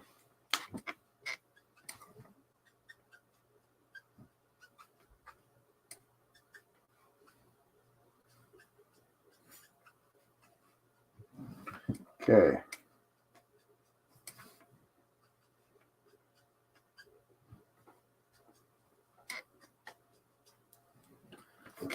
Well, it's fine. It's a fine Elseworlds, but I don't like it as much as most folks do. Not big in Killing Joke either. Yeah, I slightly like Killing Joke a little bit more than Dark Knight Returns, because it is still kind of true to Batman's character.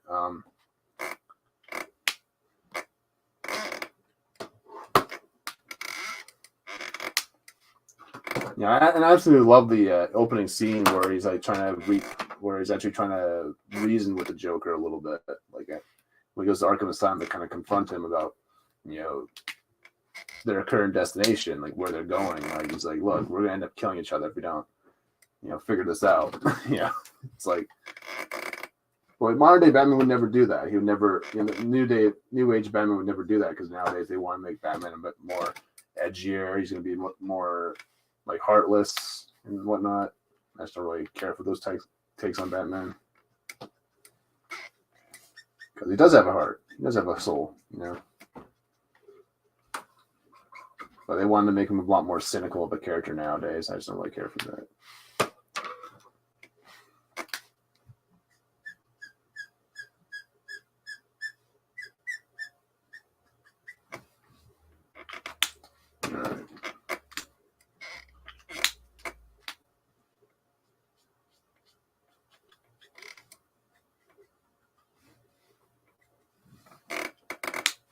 Here. It needs more black.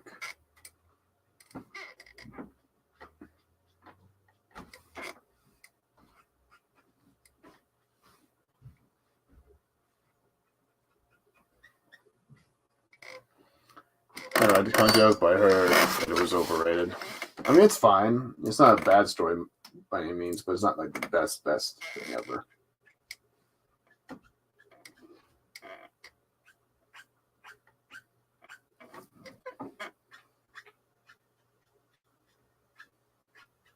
I do really like the ending of Killing Joke, actually, where, Jim Gordon's telling Batman when he's, after everything that Joker put Jim Gordon through, he still tells Batman not to kill the Joker, not to, stoop to his level. We have to show him that our way still works. I really love that part of the story. So let's put it that way.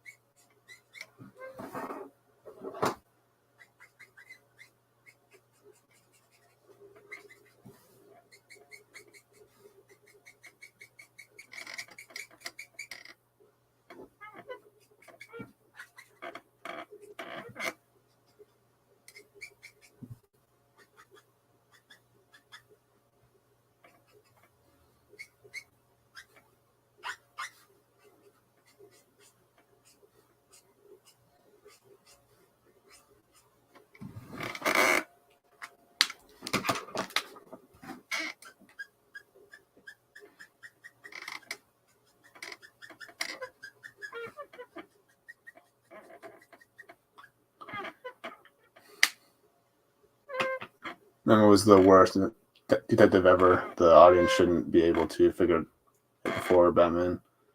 People not so good with mysteries anymore. Yeah. Well, I haven't seen the Batman, so I wouldn't know. I don't care about it. This is like, they got the costume wrong. It looks stupid. Like, dude's a billionaire, right? And he's just like walking around some outfit that you could probably make it from Army and Navy. Like, if you scrap together some clothing from Army and Navy, you could probably make a Batsuit now. It's like maybe for like the first Batsuit, maybe, but it's just like, this is like year 2. It's like he still doesn't have a proper Batsuit. Are you kidding me? It's like he's a billionaire, for crying out loud. How hard could it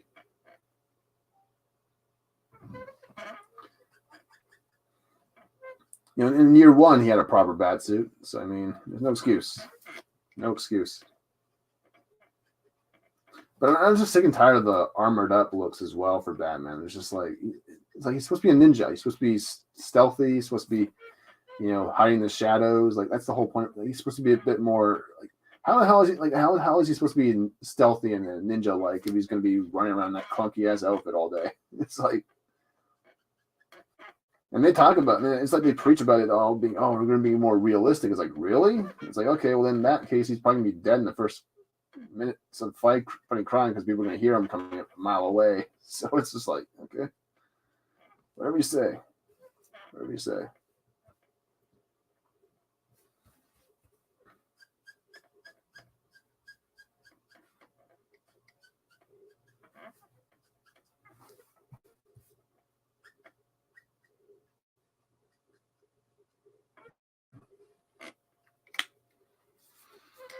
About the Batman is wrong. Year 3 Batman wouldn't be running around in Arkham Armor. The bullets don't work. I think they did in the movie. Yeah. Still say that they should have made a TV show with Affleck. I don't know. I don't mind Affleck as Batman. I just don't like the way they utilize him in the movies. Let's put it that way.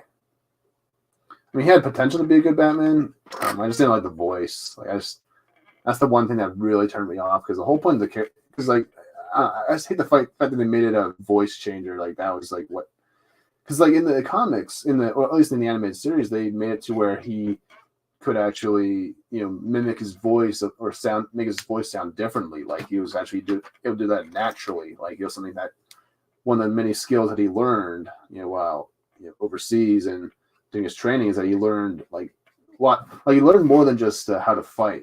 He's like, it's not just about the combat aspect of being a hero that he learned. Is also like just basic stuff like acting, or learning to hang glide, learning to throw a boomerang. That's kind of, which is how he kind of learned how to use the batarangs and all that.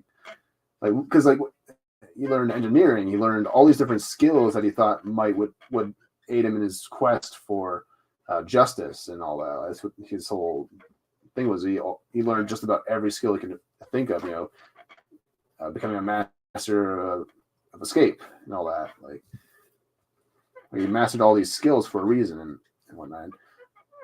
So like the idea that he would use like technology to make his voice, I mean, I guess it makes sense to it for a realistic point of view, but at the same time, it just kind of cheapens the character to me when he's just overly reliant on technology to be a hero. When it's just like he can do a lot of these things without technology. Like he can do a lot of things without technology, But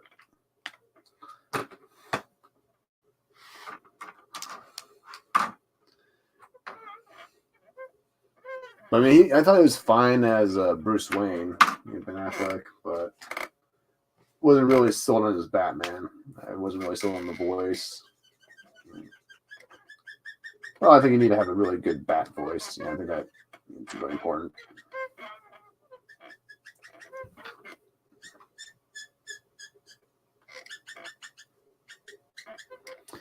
On that topic, all Batman moving forward should use Kevin Conroy's voice. Yeah. Or at least try to understand, or at least do something similar to it. Because obviously I've been good Batman voice actors over the years. Bruce Greenwood, Troy Baker was good at Batman. He's in the Lego games as well as the Telltale games and some of the animations, I think. Roger Craig Smith was a good Batman, I felt like, in Arkham Origins.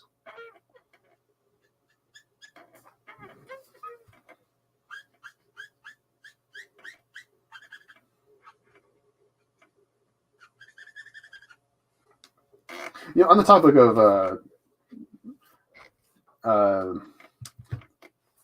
Kevin Conroy's Batman, it's really a shame that we never got to see him play off of Scott Menville, the voice of Robin from Teen Titans. I really wish that we got in like a cartoon or a movie or something where those two actors could actually meet and actually play off each other as Batman and Robin. I thought that was kind of a missed opportunity with a lot of cartoons.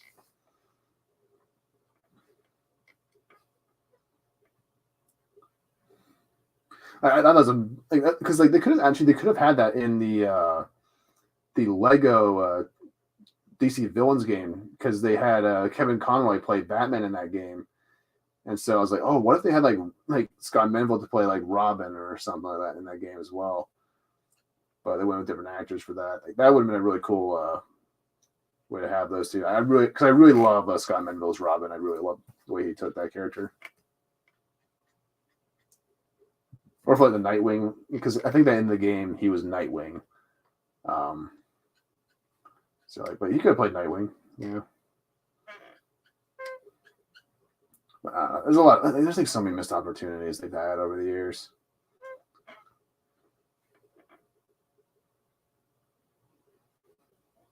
But that's one I always think about. Is like, man, I really wish we got like a Kevin Conroy and Scott Menville Robin.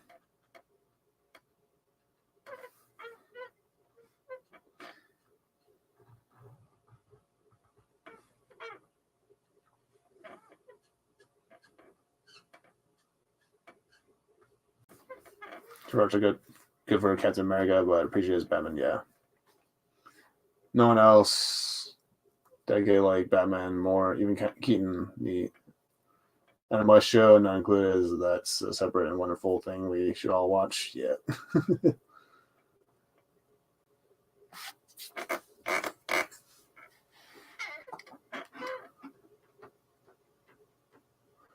just wanted to make him look bad. Remember how he was being lectured in the trailer by that lady in oh yeah. Yeah, I don't really know like what was going on behind the scenes. Honestly, I don't really what the story was behind that. I know there was a lot of like stuff going on behind the scenes for the film, but I just don't care enough about that stuff. Like, I don't really care for celebrity gossip and all that, or the behind the scenes. It's like whatever. But yeah.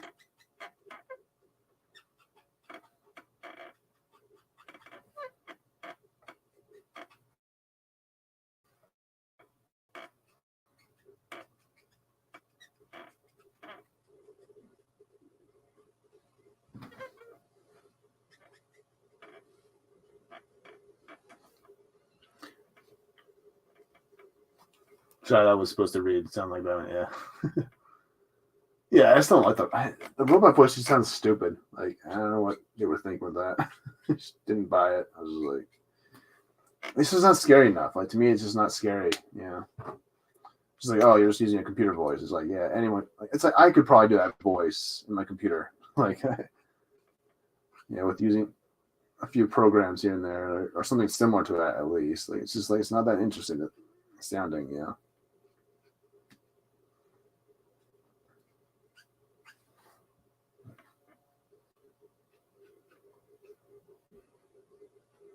Like, I hate that when they just like do a voice like effect for unless it's like for a specific character, like but like when it comes to like heroes and villain, like especially like I'm so glad that they never touched or messed with for example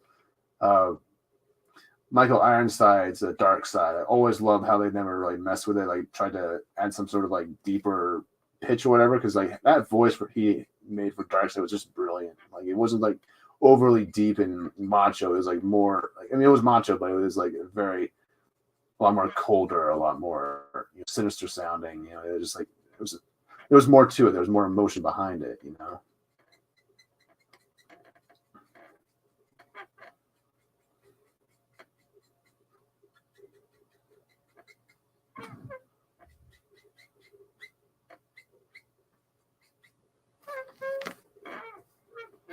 But yeah. Yes, he is the best.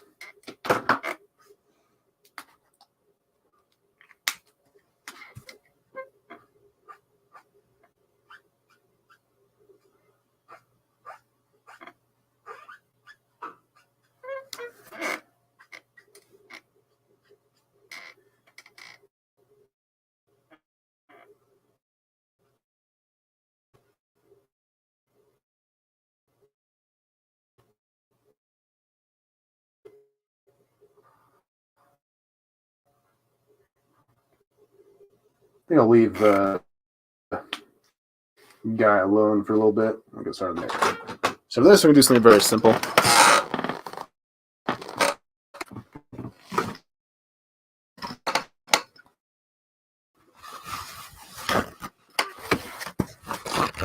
Foggy sort of background here. Or should we continue? Because I had the original inks, I have a lightning strike, but I think I should go for a very foggy, sort of a misty look for the background instead. We'll keep it very, very simple. So, my Pentel. Just squirt some ink into towel, and then we'll just kind of dab it into spots to be worthy.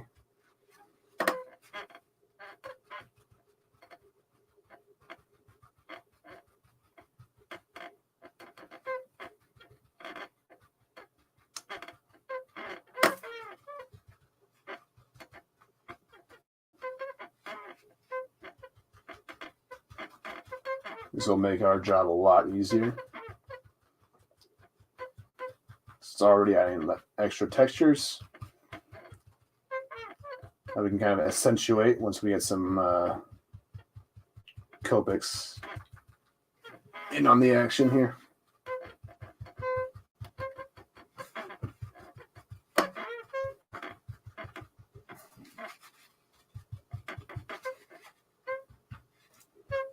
Well, I probably won't use a whole lot. I kind of like the black and white. So like, I might just add a little bit. Add just a little bit to the mask. Just add a little bit of weathering to him.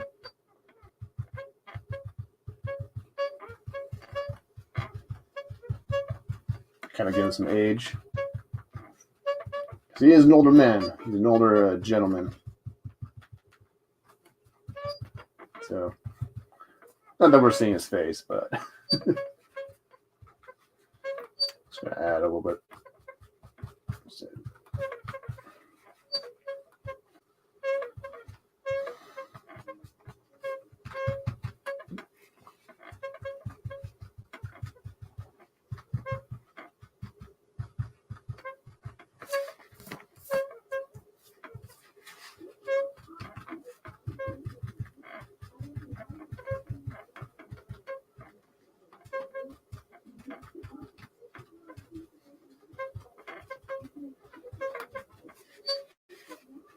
There we go.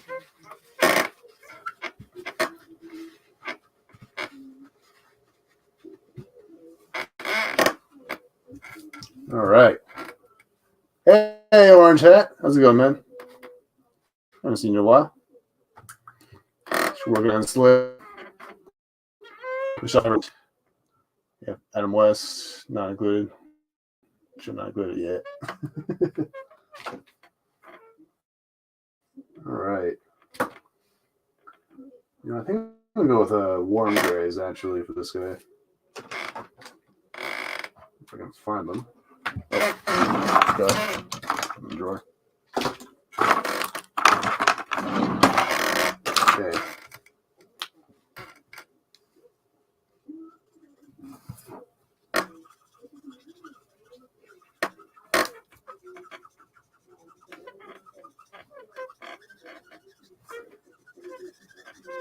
Yeah, I'm using warm grays to kind of make sure that he kind of stands out a little bit because we used a lot of neutral and cool grays for the main bulk of his colors here. So we kind of want to make him sort of stand out from the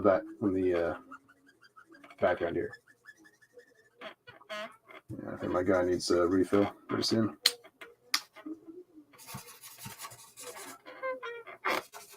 Yeah.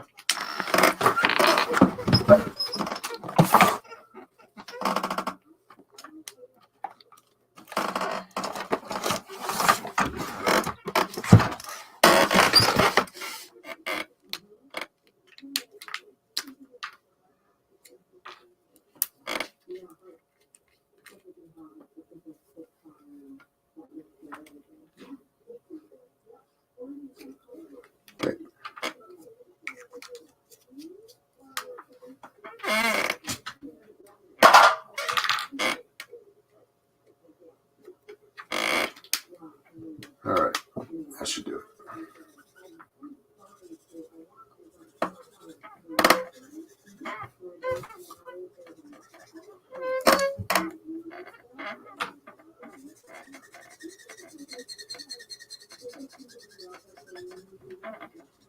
Doesn't seem like enough. Here. Here, I'll get 3 extra squirts, I'll let sit, and then I'll just kind of work the one grade 2. And we'll come back in with a 3 afterwards. We can put enough in.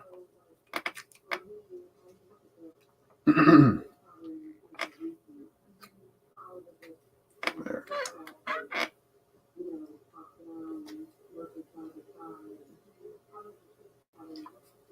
Okay, that should be enough. Let that sit for a minute.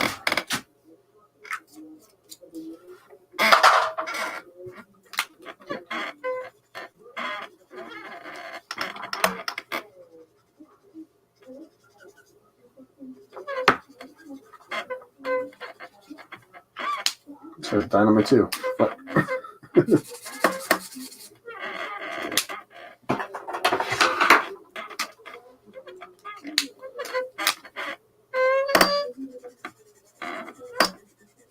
Zoe is not kept. Oh, let's see. Yeah. Yeah.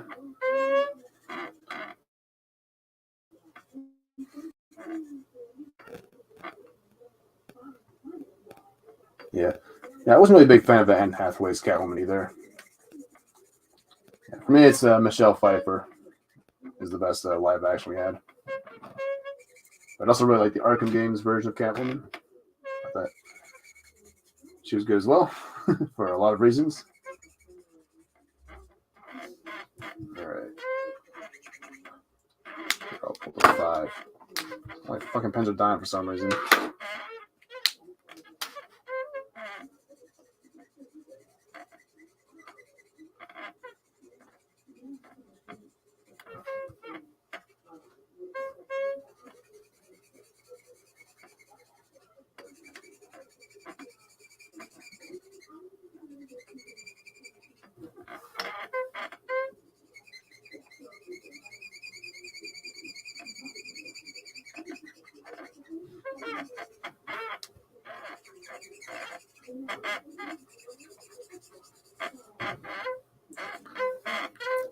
Arkham 1 is based on Jim Lee, but mood, like, yeah. To me, it's the best combination then.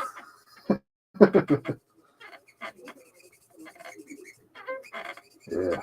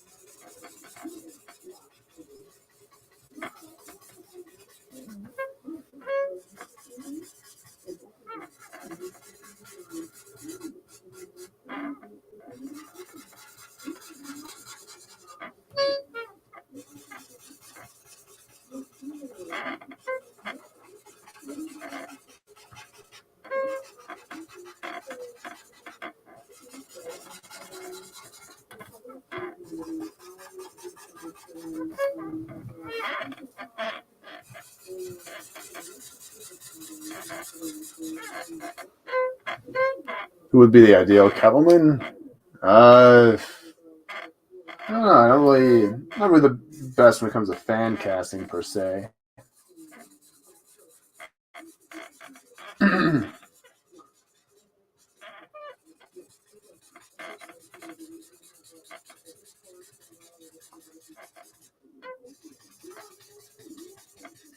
It's not exactly my wheelhouse. Don't really know a whole lot of celebs, to be honest.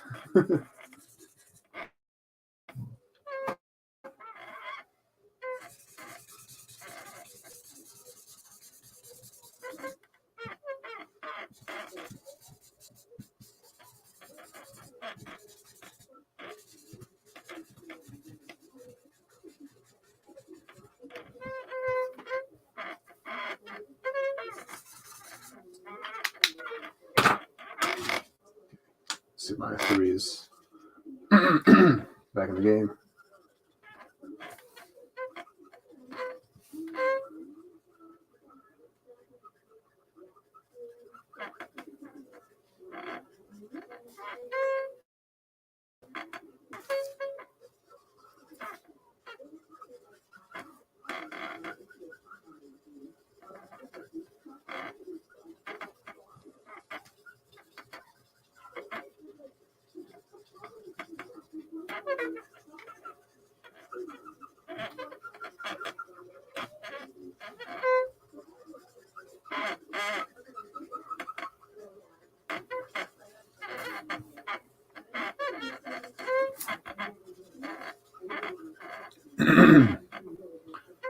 I bet a bunch of would say Steinfeld, and that would be a mistake. Yeah, there's no starlets left for that. They need to grow up. Yeah.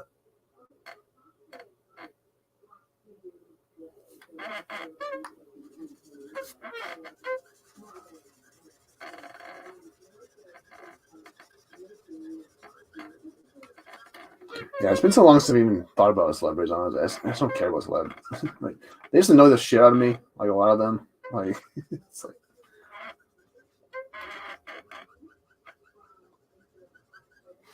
So I don't know who would play a good Catwoman in this day and age.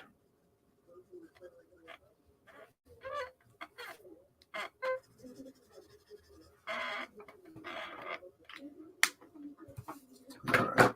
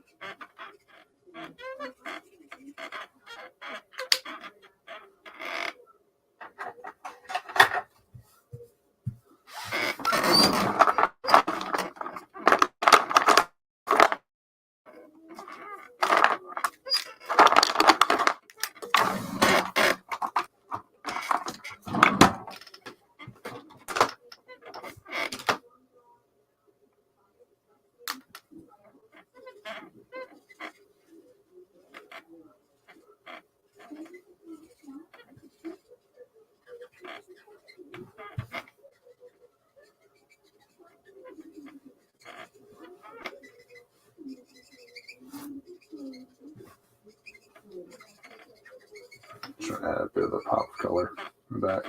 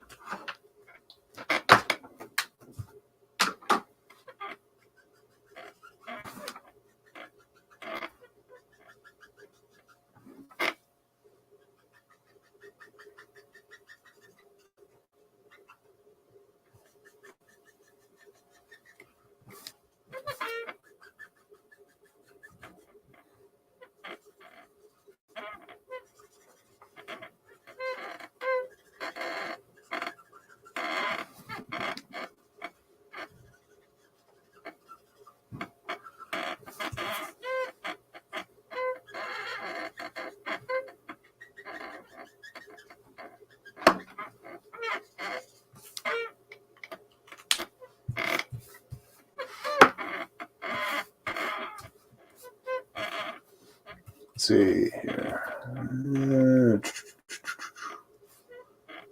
I'm almost tempted to add like a red, like all over it, on top of all this. I think that might be a good idea.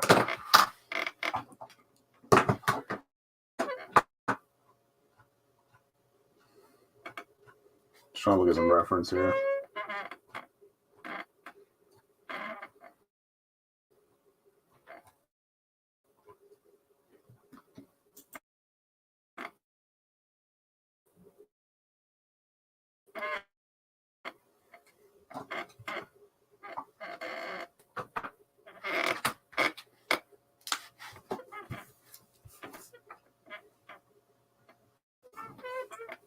Just not really feeling the background. I think it would look better if I just did a clean sweep of the red.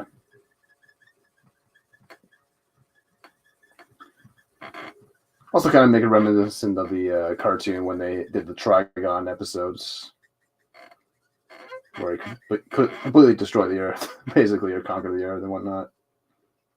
So, I'll go for something like that. Plus, I think I'll make him pop a bit more, on the page. Red's a really good color for making things pop. So, we'll go with that.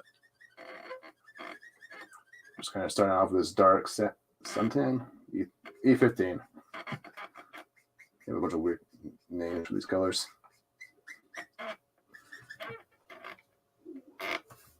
All right.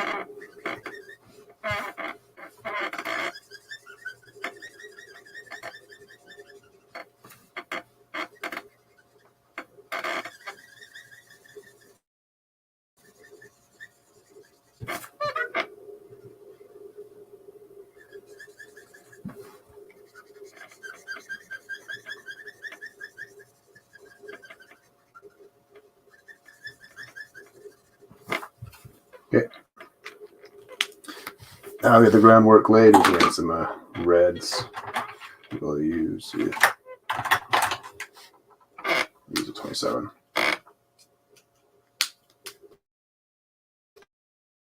Or do one darker shade. That should be fine.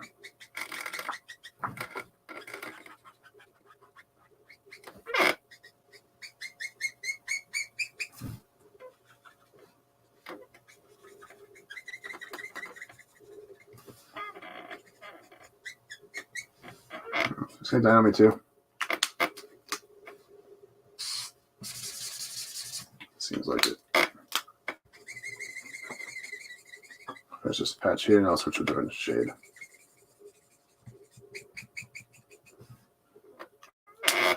Yeah, let's go over the 29.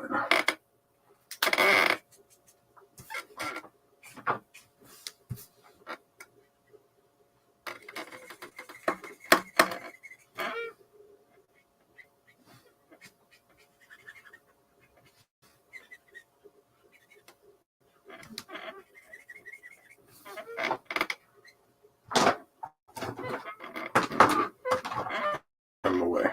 Hey, Phil. How's it going, man? Good to see you.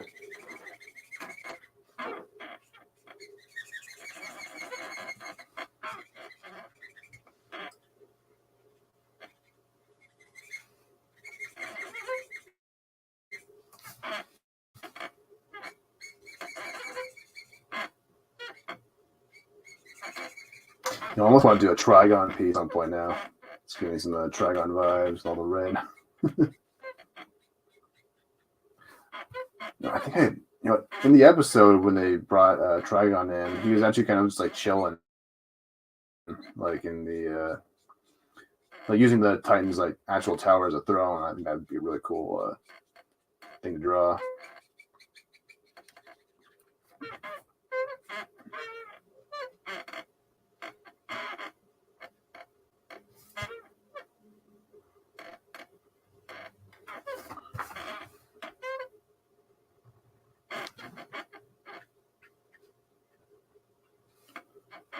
All right.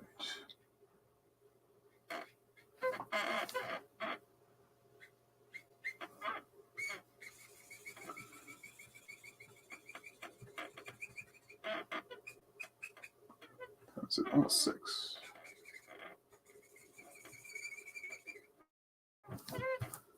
Gonna call it a wrap at 6:30-ish, 6:15-ish, somewhere around there.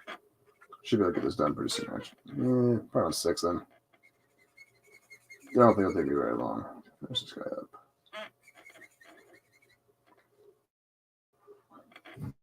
Don't go too crazy with the background here. I still got to show off some of my my piece for the Rippaverse contest. So the known fan art piece, which I showed the inks for it. I've only shared the colored version on Twitter DMs, but I never fully made it public just yet. So,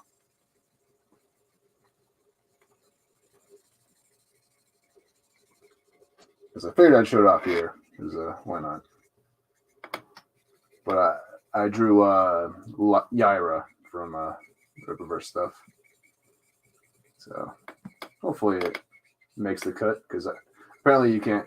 It's not really guaranteed if you submit one that's going to be qualified for the contest, but. Here's hoping. Here's hoping.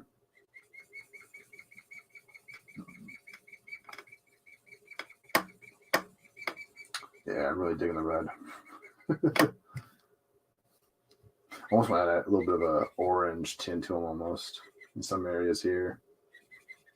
Make it a little more fiery, sort of red.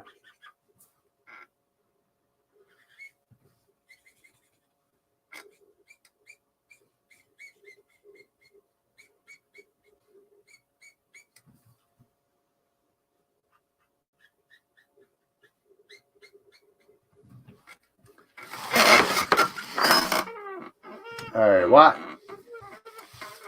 Oh, what's good, Phil? Yeah.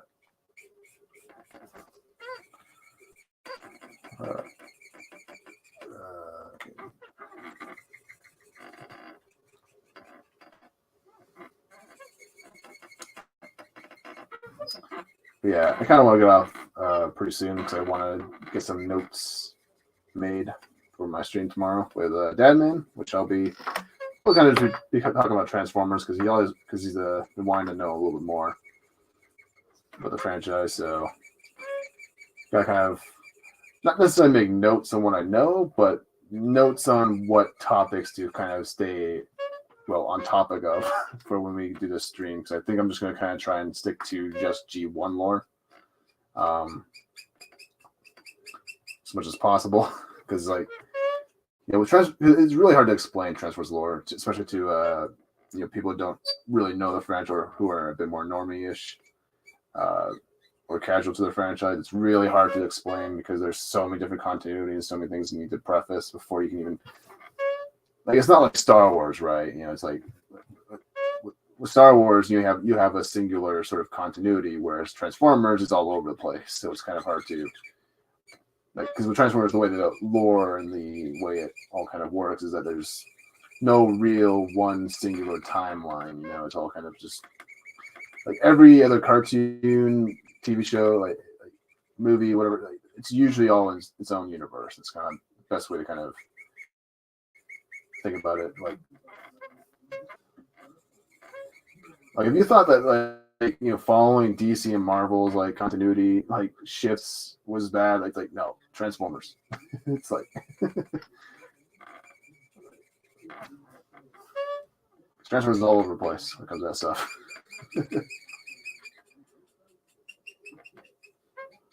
Which I mean, it's been good and bad for the franchise. There's some good ideas that come about from it because they obviously will always kind of have new writers here and there,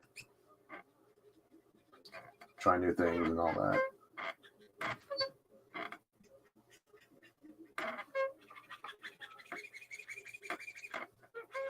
But I mean, it should be a fun little discussion there. So I am looking forward to it. All right. Actually, really digging that now. All right. Now.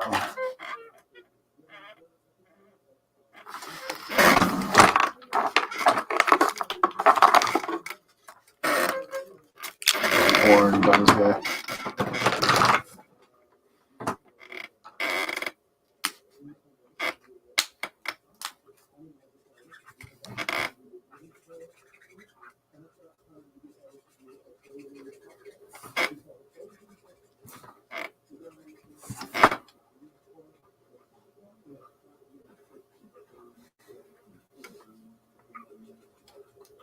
Not gonna have too much, just a little pockets here and there.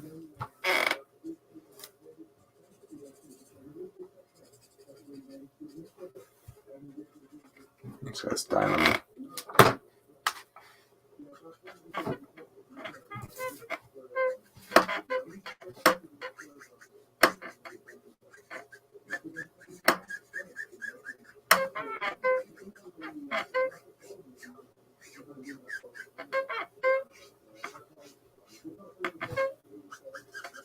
I almost want to add the little insignia that he had. I can't remember what it's called. The little S on his head or helmet when he was under the control of Trigon in the series.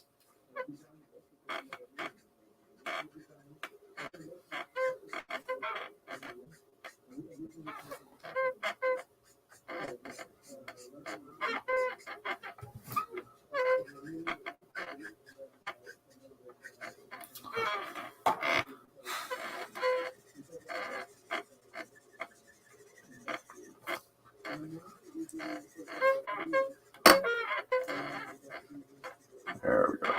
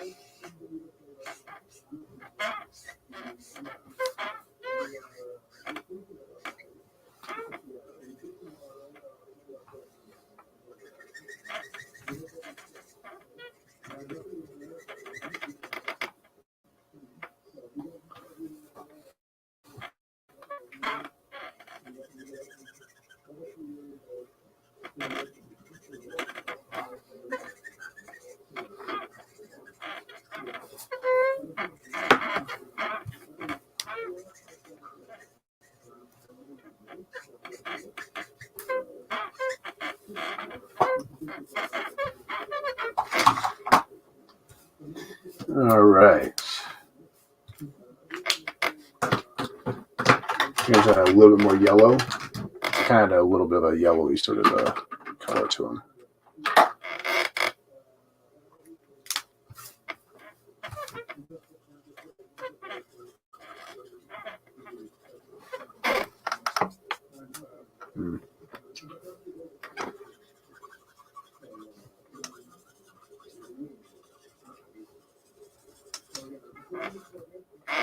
A little more vibrant shade.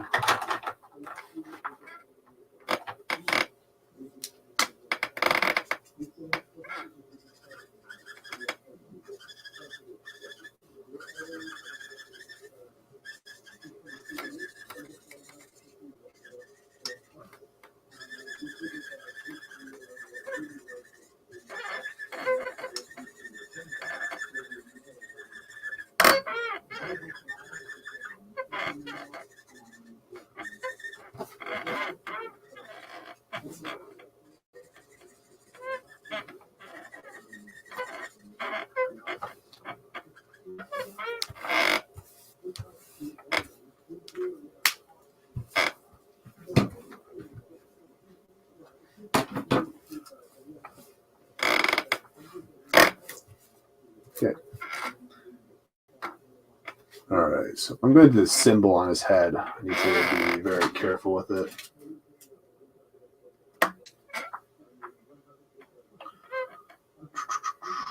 Do I want to risk it?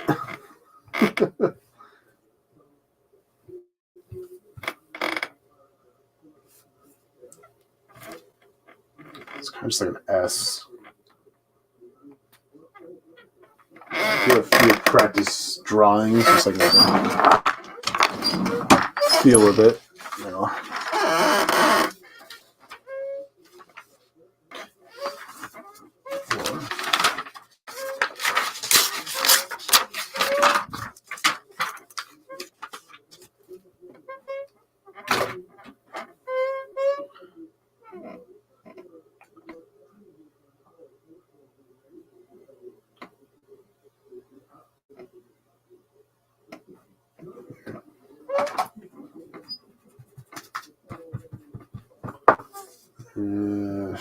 Should wing it.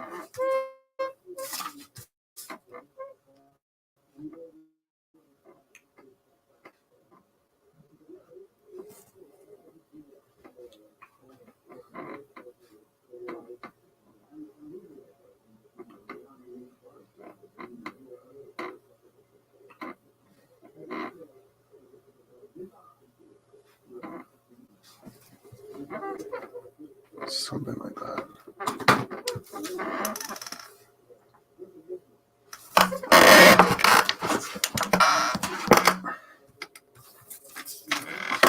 See if that works.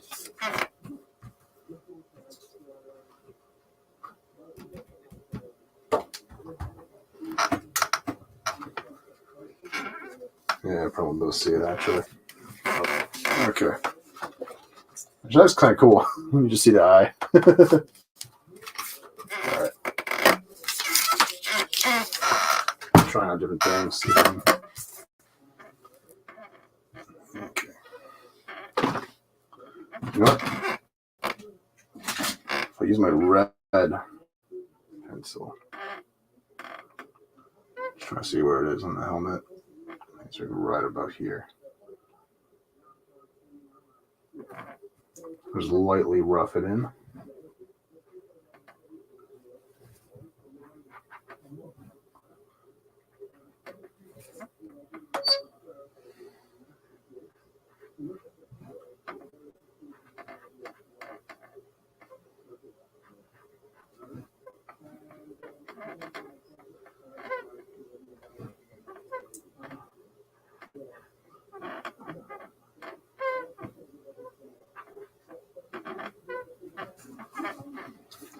Get the overall shape of that.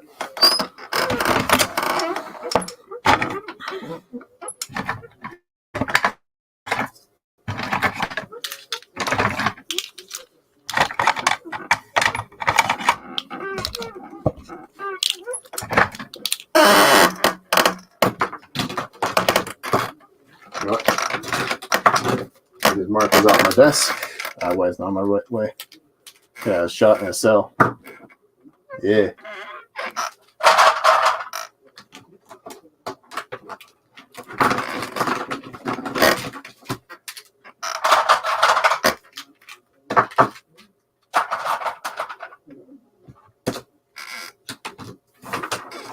Okay, we're gonna start by using this.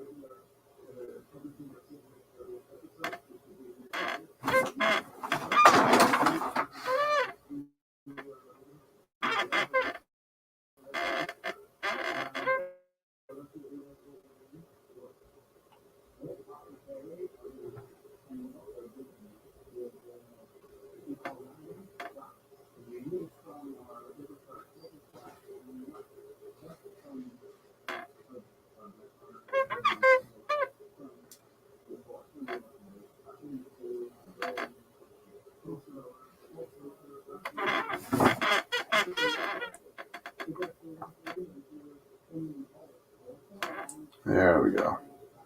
The Mark of Scath, I think it was called. The show.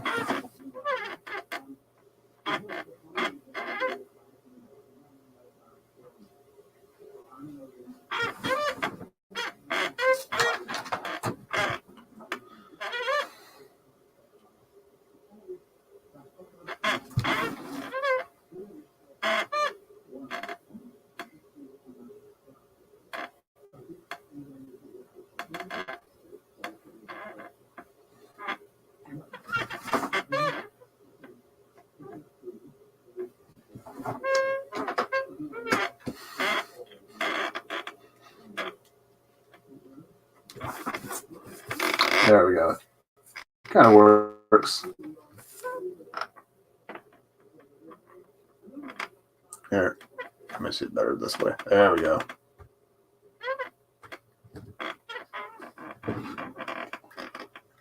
There's our boy. Okay, while that's drying, because I want to go back in and add some this color instead. Because I think I might. I don't know. Just let it dry for a minute. Just want to add an outline around him. Just kind of make him stand out from the background. And then add like little ambers of like burning fire crackles or something like that, like just kind of floating around. Just add a little bit extra detail.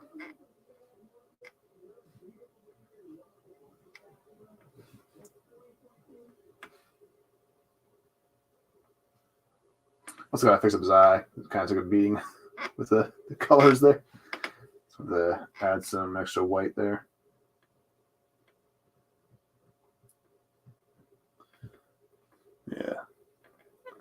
Yeah, the Mark of Scath or something. That was what it was called.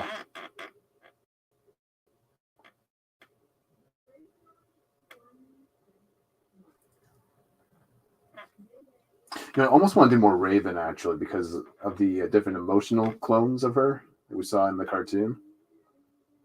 It'd be kind of cool, like to draw the red Raven, like the one that was, because basically in the series you kind of find out that she has a mirror that kind of acts as like kind of a portal into her mind, and when Beast Boy and Cyborg went into her mind, they found all these different clones of Raven, but they all kind of represent one specific emotion that she has. So like rage, timid, happy, you know.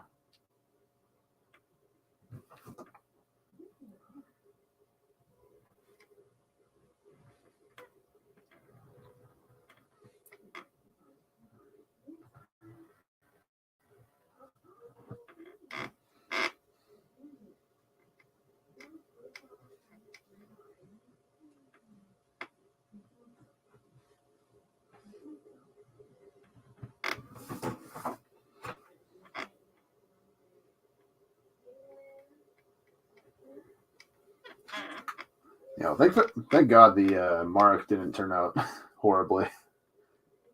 That was something that could have really made or break this whole piece here. But yeah, sometimes you got to take risks. I think it'll kind of be worth it in the end.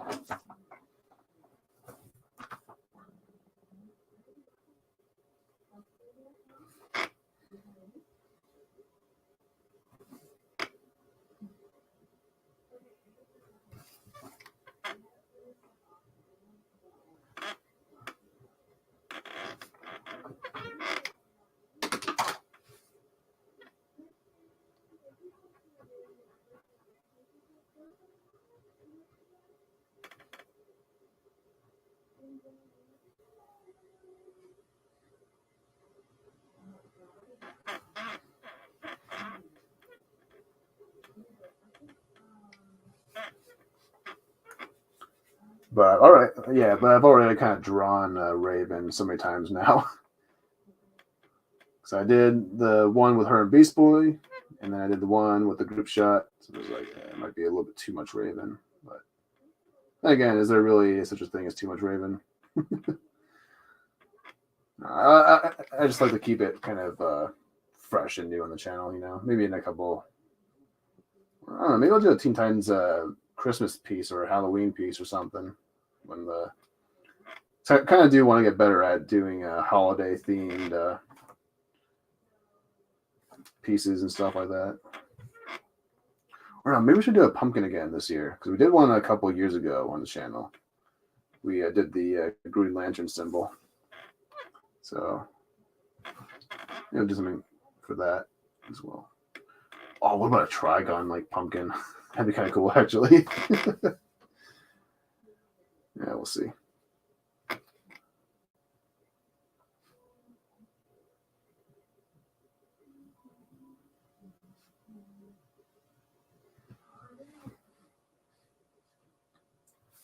But I almost want to do like a what would the Titans like dress as for Halloween? That'd be kind of a fun little piece to do.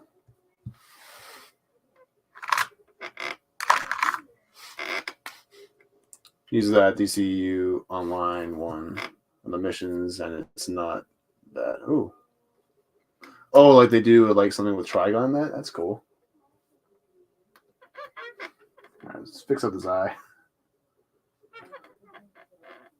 It's kind of obliterated almost by all the colors, all the orange, blacks, stuff. But that's why we have jelly rolls. Jelly rolls fix all our problems most of the time.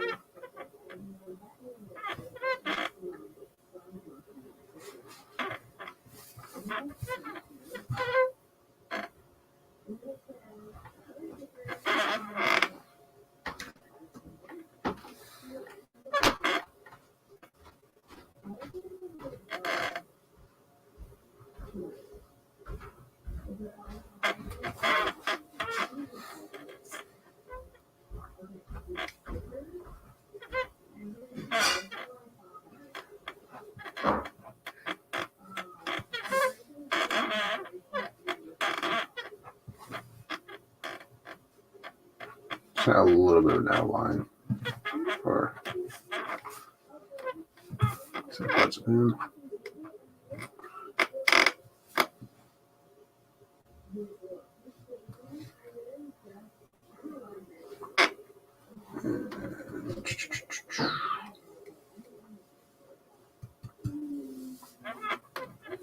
Okay. You guys all dried up, so I might just go in real quick.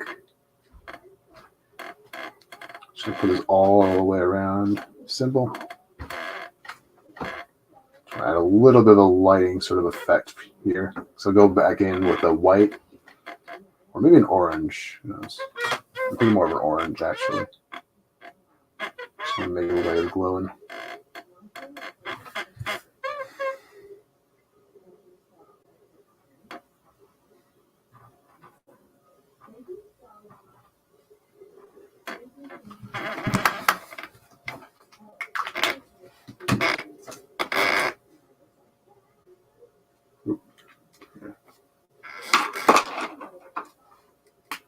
I'll wait for that to dry. Start adding our little dots.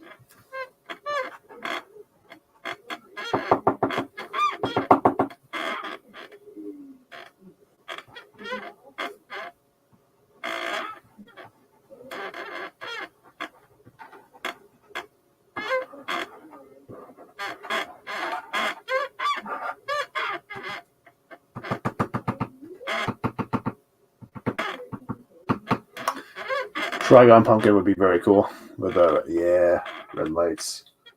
I could make that happen because I do still have my puck lights that can do change different colors. That'd be kind of cool. Although the neighbors would probably think I'm some sort of Satan worshiper if I did that. Or maybe not. It's Halloween. It's supposed to be all creepy and shit.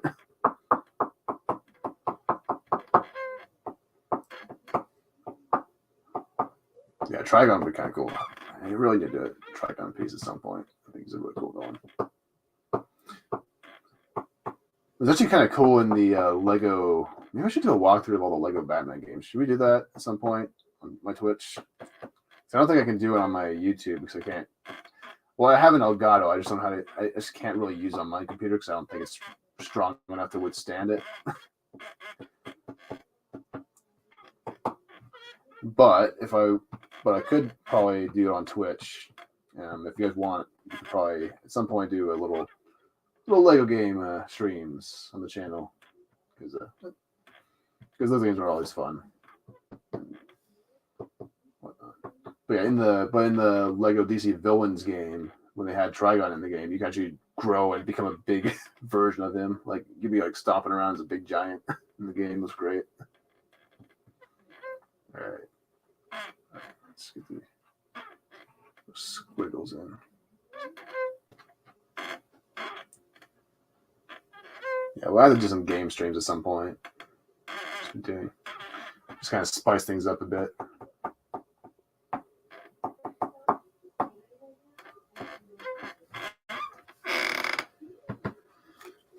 Okay, let's get the big boy in.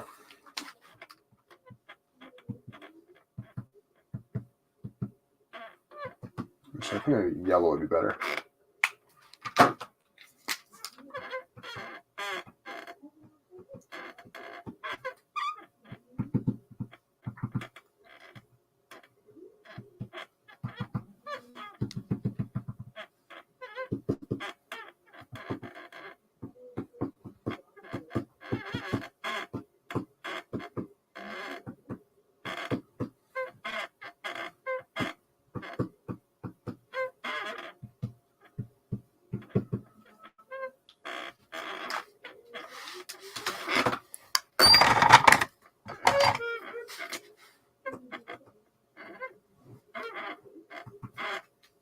No.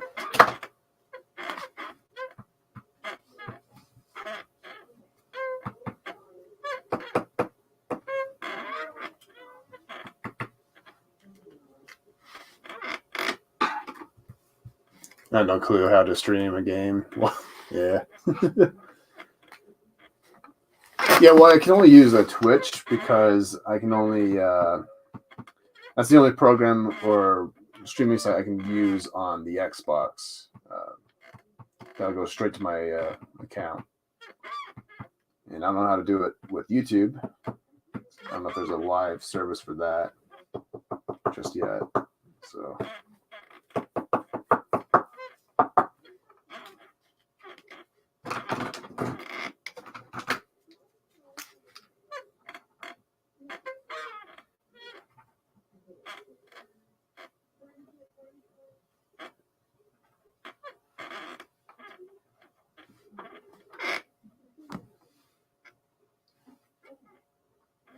slightly bigger sort of dots here.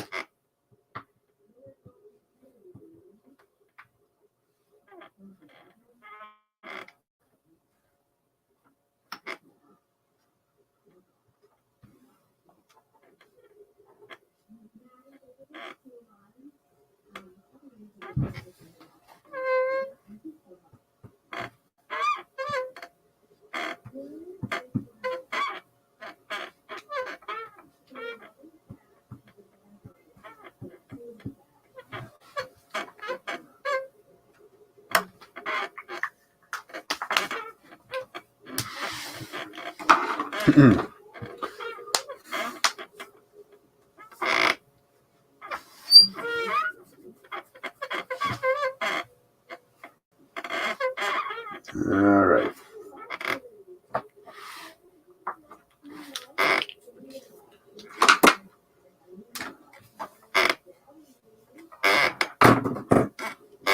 I'll use this guy.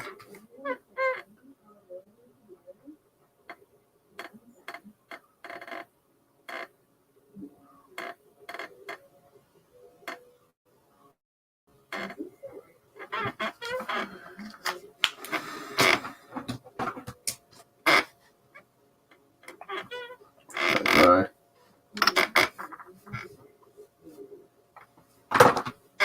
While it's dry, I'll kind of touch up the line work a bit. What time is it? 6:03. Oh, wow. Making good timing.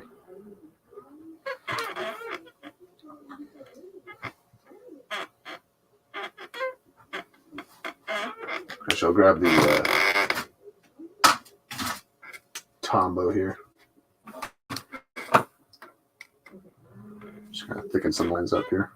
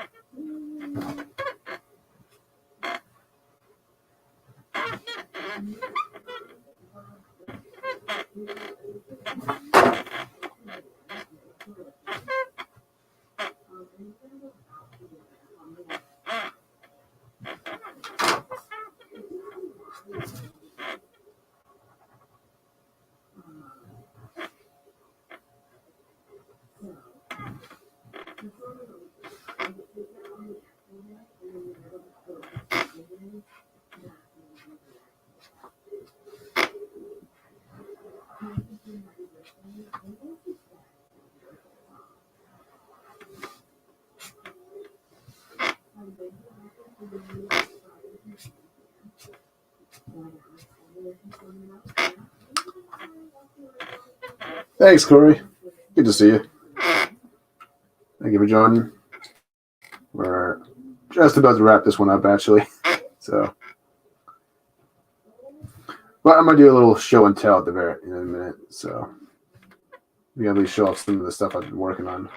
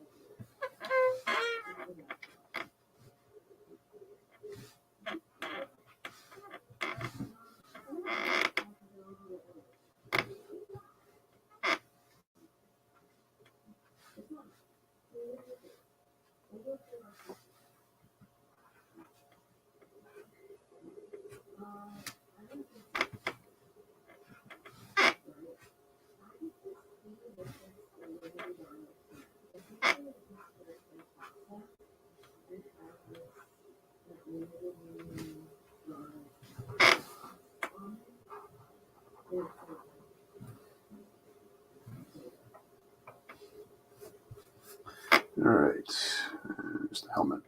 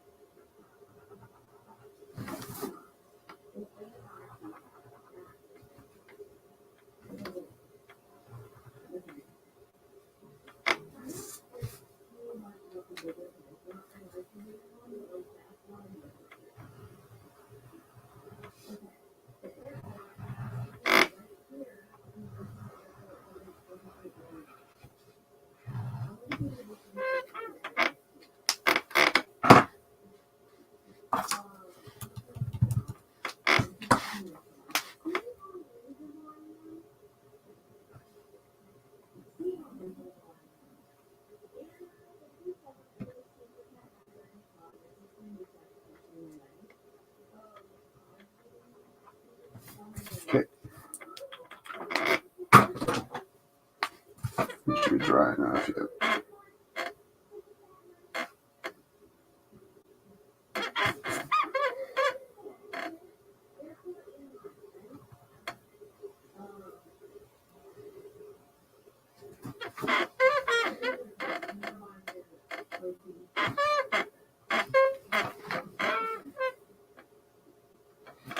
I might add just a little bit of white.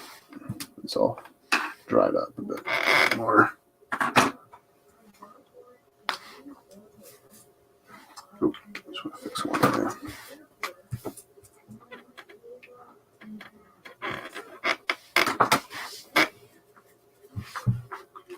And I'll just add a little bit indication of the arm here.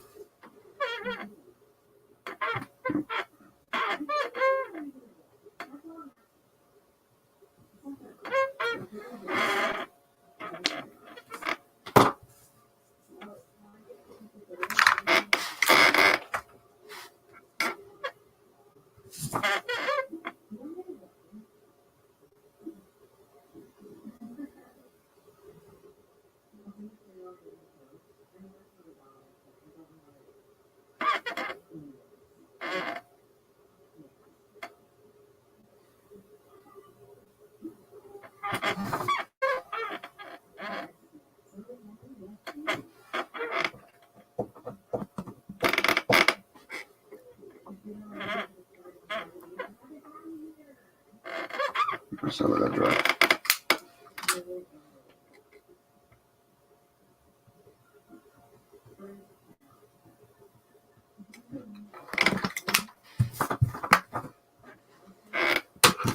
Yeah, I'll just touch up the eye just a little bit.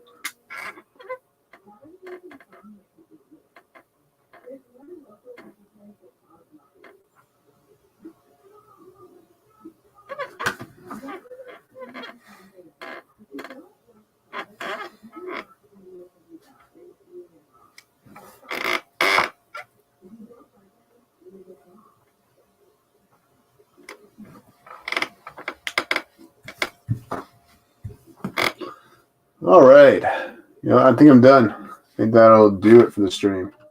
I think I did all I can. So, yeah, there's Slade. Looking pretty badass. Actually, yeah. I'm okay with this. So, on that note, as promised, one last, missed this one part. Okay. On that note, I will call it a wrap in just a minute. But first, I made a promise, and I will be showing off the piece that I'm doing for the Rippaverse fan art contest, which was of their Yaira character. So, and this is the full colors. I'll grab the original inks for her. I can find them. There they are. So these are the original inks I did for Yaira, and I kind of blew her up, made her a little bit bigger, and I did kind of change the position of the legs just a little bit because I found I didn't have enough room at the bottom here for the legs, so I kind of just like bent them slightly this way to allow for that. So, but yeah, that's a Yaira, and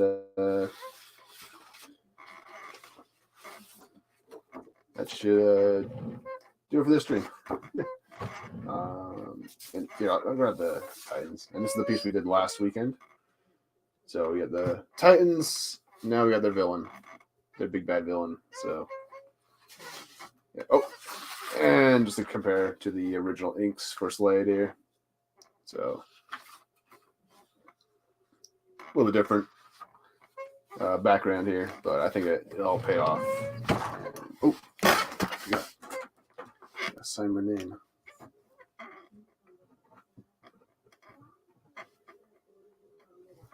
Okay. Always gotta remember to sign your work. All right. On that note, I think we'll kind of call it a wrap right here. Yeah. So for next week, I'm not too sure what I'll be doing. Hold on. We have to do a poll on Twitter, but I have this Starfire piece that I started a couple months ago, actually. Just didn't really get around to it as much. So I might do the Starfire piece. Got to fix her up, though. Got to fix her hands. And a little bit of the proportions need to be a little bit changed. But, yeah, it's our Starfire. So I might do this one or something else next week.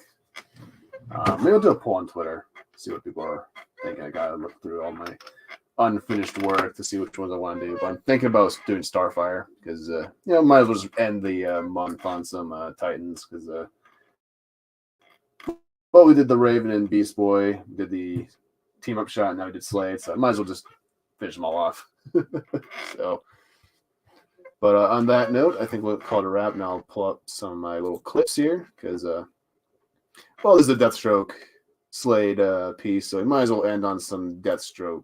Or some of my two favorite scenes from Slade in the whole series. So on that note, and obviously make sure, here, I'll grab the link actually real quick. I forgot. Be sure to check out Dadman's channel. Tomorrow at around, I think my time's going to be around 3 o'clock. So, but I'll be on his channel talking about Transformers. So that's where I'll be then. And yeah.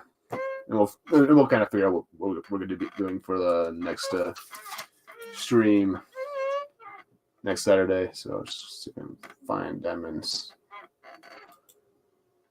link. Find it. I wonder if Matt's still live.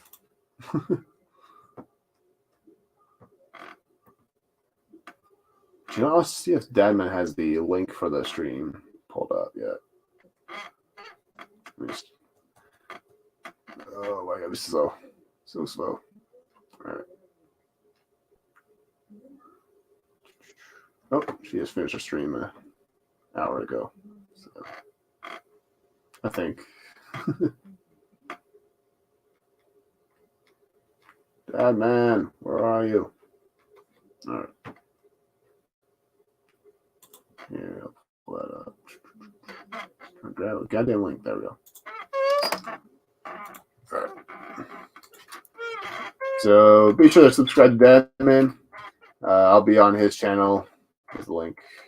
Yeah, I saw that. I saw Mads ended. And also on that note, I might be changing the scheduling for my streams. I might do my streams a little bit earlier because I think that she's gonna be doing afternoon streams as well.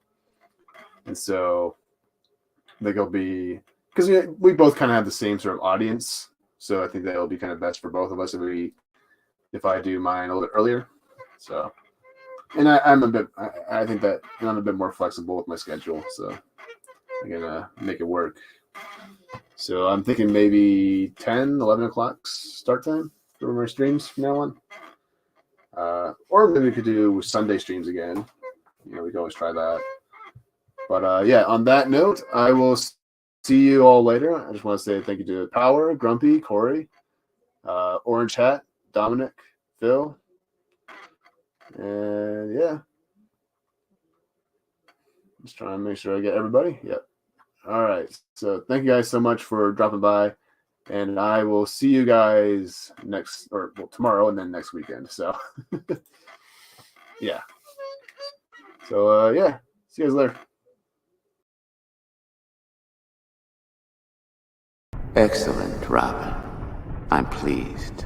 You're already proving to be the perfect apprentice. This deal can't last forever.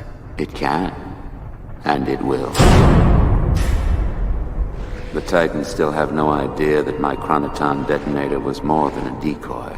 Now that my probes are inside their bodies, they could remain undetected for years, decades. Unless, of course, you disobey me, and I decide to destroy your former friends with a push of the button. Sooner or later, you'll let your guard down. I will get that controller. In the instant they're out of danger, you will pay. That sounds like a threat, young man. Quite a good threat, actually. Betrayal, destruction, revenge. We really do think alike.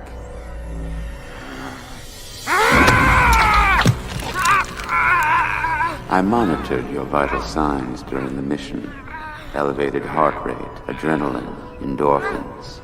You won't admit it, but at some level, you enjoyed stealing from me. It was a thrill, wasn't it?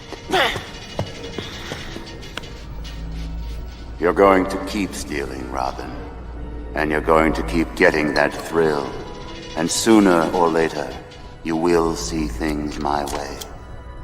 Who knows? I might even become like a father to you.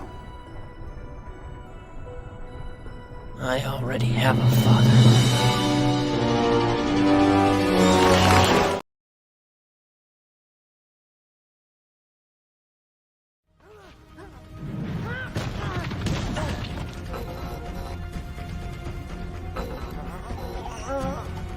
You always knew it was going to end this way.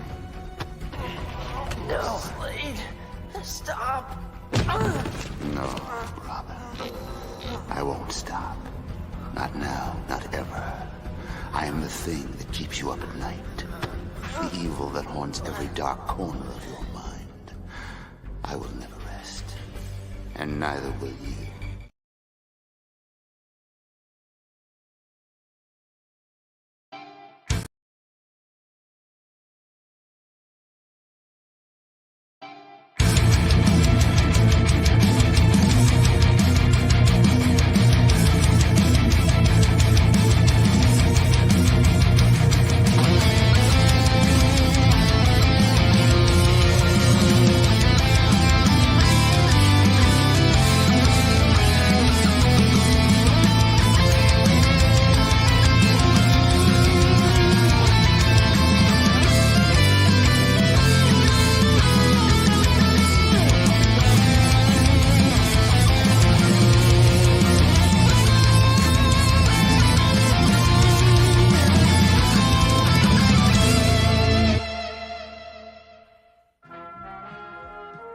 The Transformers will return after these messages.